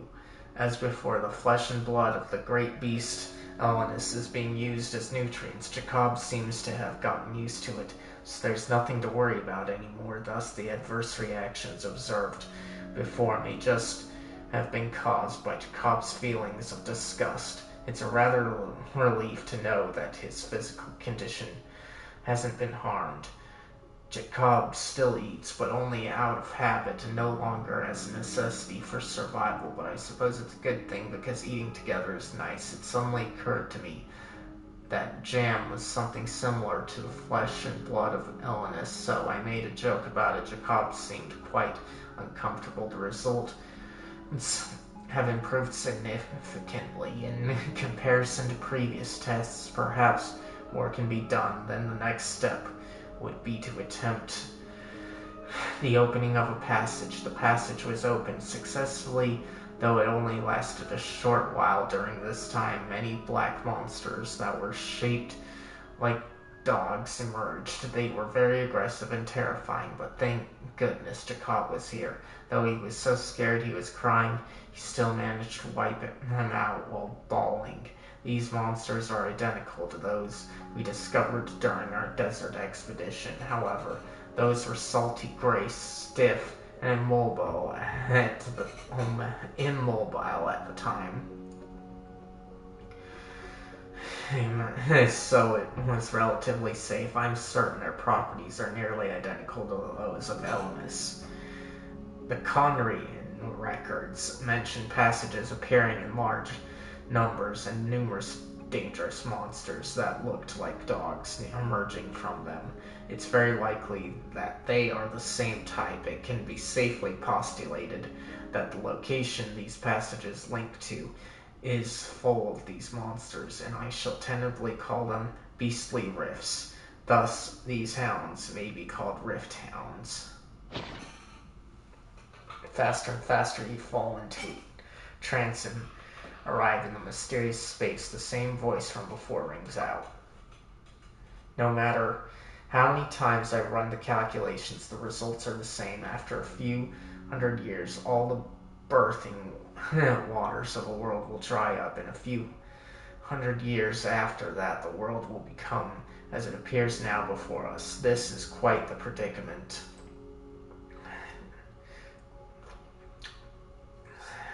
Let's see. Come on now, don't cry. There's nothing to be afraid of. I'm here, aren't I? Don't you also... Oh, hell. Don't you also... Elaine and the others will definitely help also. I bet you'll definitely be able to survive in this world. You're special, I know. You're worried that the constitution of others is different from yours. That's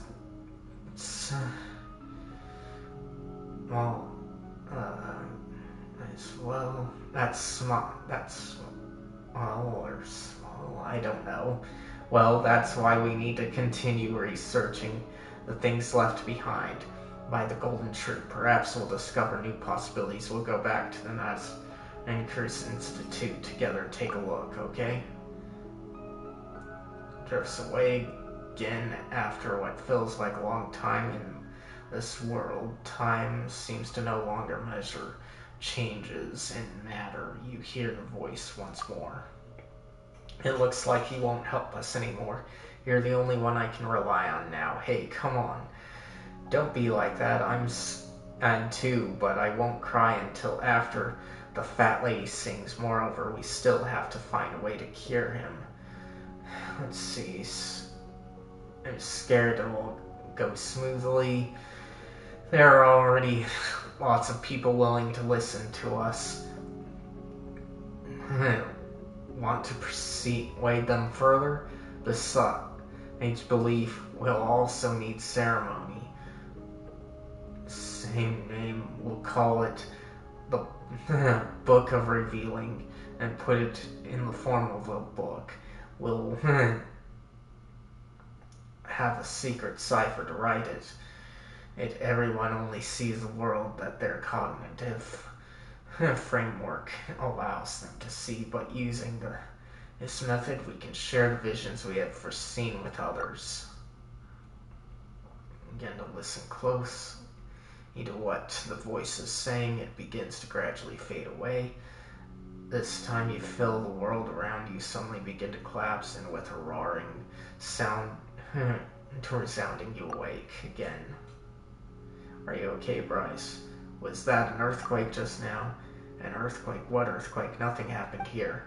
Paimon did get a little dizzy, but you looked like you'd fainted. You didn't wind up in some mysterious space again, did you? That's just what's going on with that weird space anyhow. Oh. And if you think about it, it's a pretty dangerous too. What if you go in and can't get back out? So just what did you encounter inside? I seem to have witnessed a premonition that someone had. I seem to have heard a philosophy that someone made. A prophecy someone made. A premonition. Well, the pages we found before did mention something about deductions and calculations too. Could it be that things revealed inside the space were actually the results of such deductions? If what you say is true, then this was actually a book of prophecies, wasn't it? But why make the format so complicated? If the author didn't want people to understand it, wouldn't it have been better to not write it at all? Actually, I also heard all kinds of sounds while I was meditating, but they were just the songs of birds and flowers. I don't know anything about the prophecy you spoke of. It seems we must enter that space again to understand what is going on. If we meditate together this time, we should be able to enter it. Paimon's still worried. Wait, Paimon wants to come too. No way. Is she gonna stay here alone? Focus upon meditating further. The world grows silent. You hear the tiny sounds and a feeling that it's wrath or perhaps grief well up within your heart. Your very soul feels drawn to this mysterious sound. You follow that sound. The whole world, utterly alien, supremely familiar, races to meet you.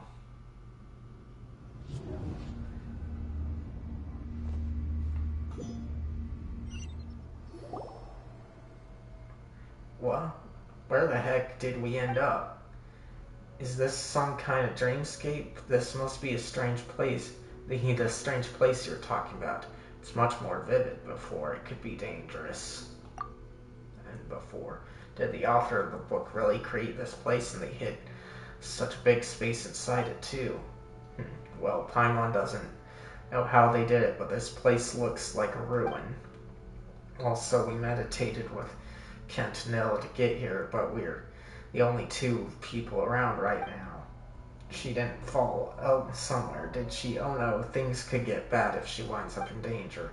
Let's go find her. Hurry.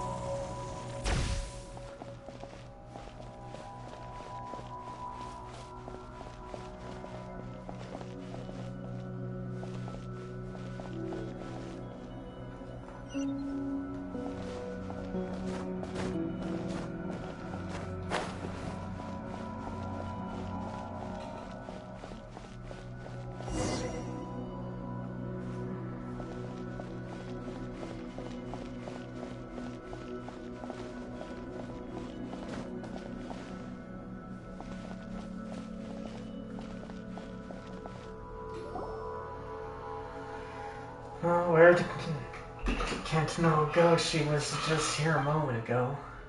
Wait, there's something on the ground. Pick it up and take a look. You pick up a page from a book.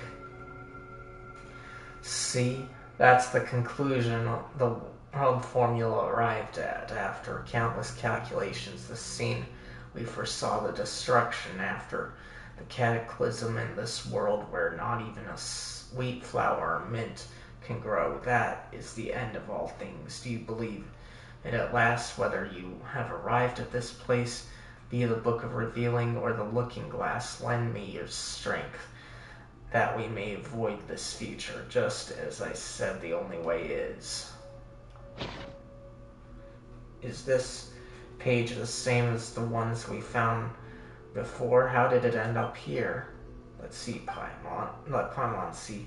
It's easily readable. Is it because we're in this strange place? Cataclysm, destruction, some kind of apocalypse. What? Even if Paimon can read the words, it still doesn't make any sense. Well, if we put it together with the other pages, this appears to be a prophecy. That's true. We've definitely seen something about calculations before.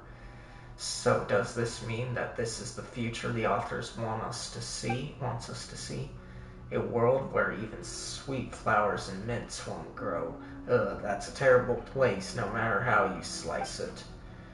But if that really is the future, shouldn't the author tell everyone about it and find a solution? Why make a place like this? Maybe this is the only way everyone will believe it, or maybe he had his own considerations. It also mentions some kind of looking glass. Seems like there are other ways to get in here. Still, Paimon doesn't think any of this will be much help in answering Til's question. Forget it. Who cares about some dumb prophecy anyway? The important thing right now is to find Cantilla. Let's keep looking.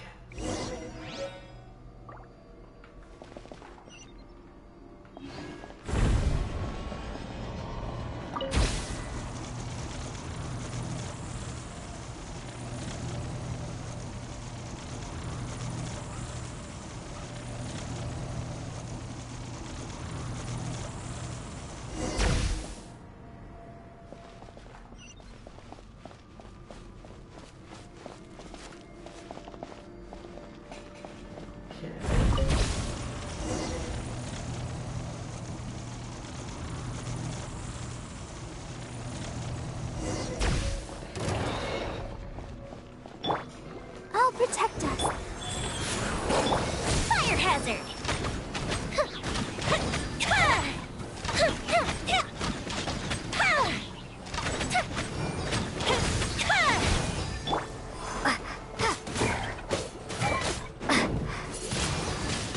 Windblade. Time for a light show.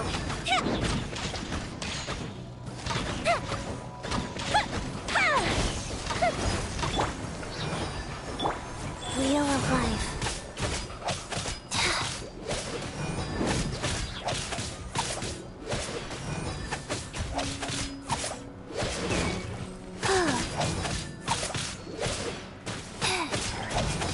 Yeah.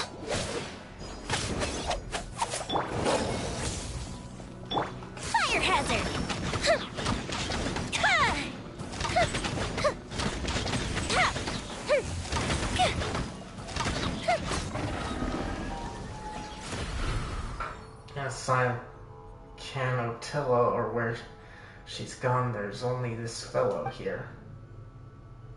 That said, it doesn't seem to want to attack us anymore. That's a first for Rift Town, huh? It looks like it wants to say something to us. Wait, Paimon's seeing things. Is Paimon seeing things? What's an ordinary little doggy doing here? Where'd the Rift Town go? Bryce, take a look. Is there something wrong with Paimon's eyes? It might be the Rift Town. Anything can happen in a dream. Is it trying to tell us to go through that passage over there? Judging from its reaction, Paimon guessed right. Who knows where that's gonna lead, but we weren't able to find Canotilla anywhere, so maybe she did lead V that way, and it looks like there's no other route we can take, so let's just try it and see what happens.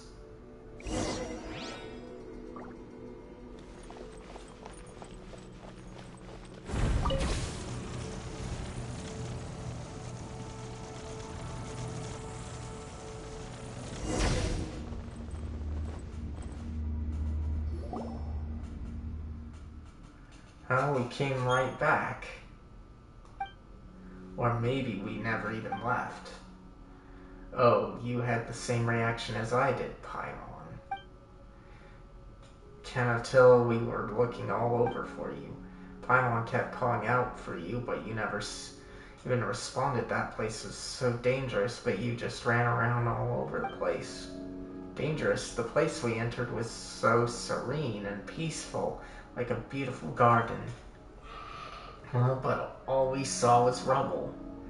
That's odd. I kept looking for you two back in that previous space, but there were big trees and flowers everywhere, so I got lost. Fortunately, I followed the sound of a bird, then found a golden butterfly, which brought me up on top of the garden. What about the Rift Town? We saw you in a Rift Town. Oh, right. That Rift Town even turned into a dog. Now it feels like Paimon is just talking nonsense. I saw a little dog too on top of the garden. There was a cute little dog that nodded at me and helped me open a way out for me.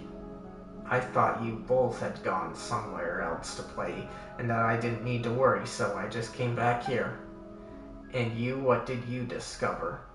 We found another page. Right, we found this inside. Though we don't know if it'll be useful, it also looks like a page from this book. You open the page you found and showed to Canotilla the butterfly. It's the golden butterfly. Huh? What are you talking about? I can see golden butterflies flying out from the page, just like the one I saw in the space before. Never mind solving anything. We've got even more problems on our hands now. It seems like you really did see something completely different in that space. If that space is the future predicted by the author, then why did you see a garden? Just thinking about that makes Paimon's head hurt. But I was very happy inside. I didn't even think about those questions. Maybe that's what the book was trying to tell me all along. Even if we perceive differently, we can communicate our feelings to one another. Maybe the essence of things doesn't matter all that much after all. Paimon wouldn't say that.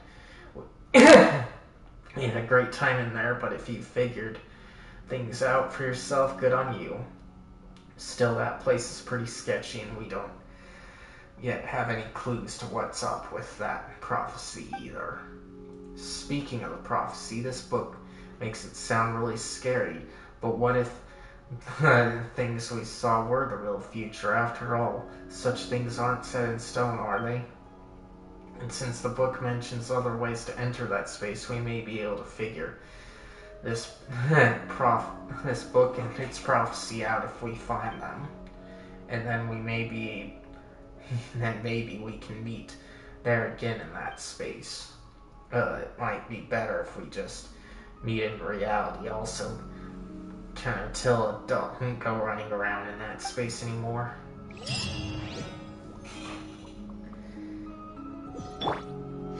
Alright. Let me find a better place to get to.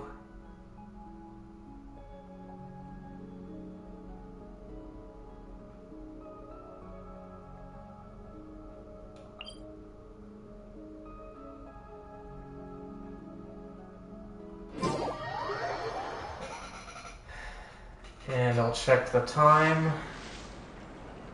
Yeah.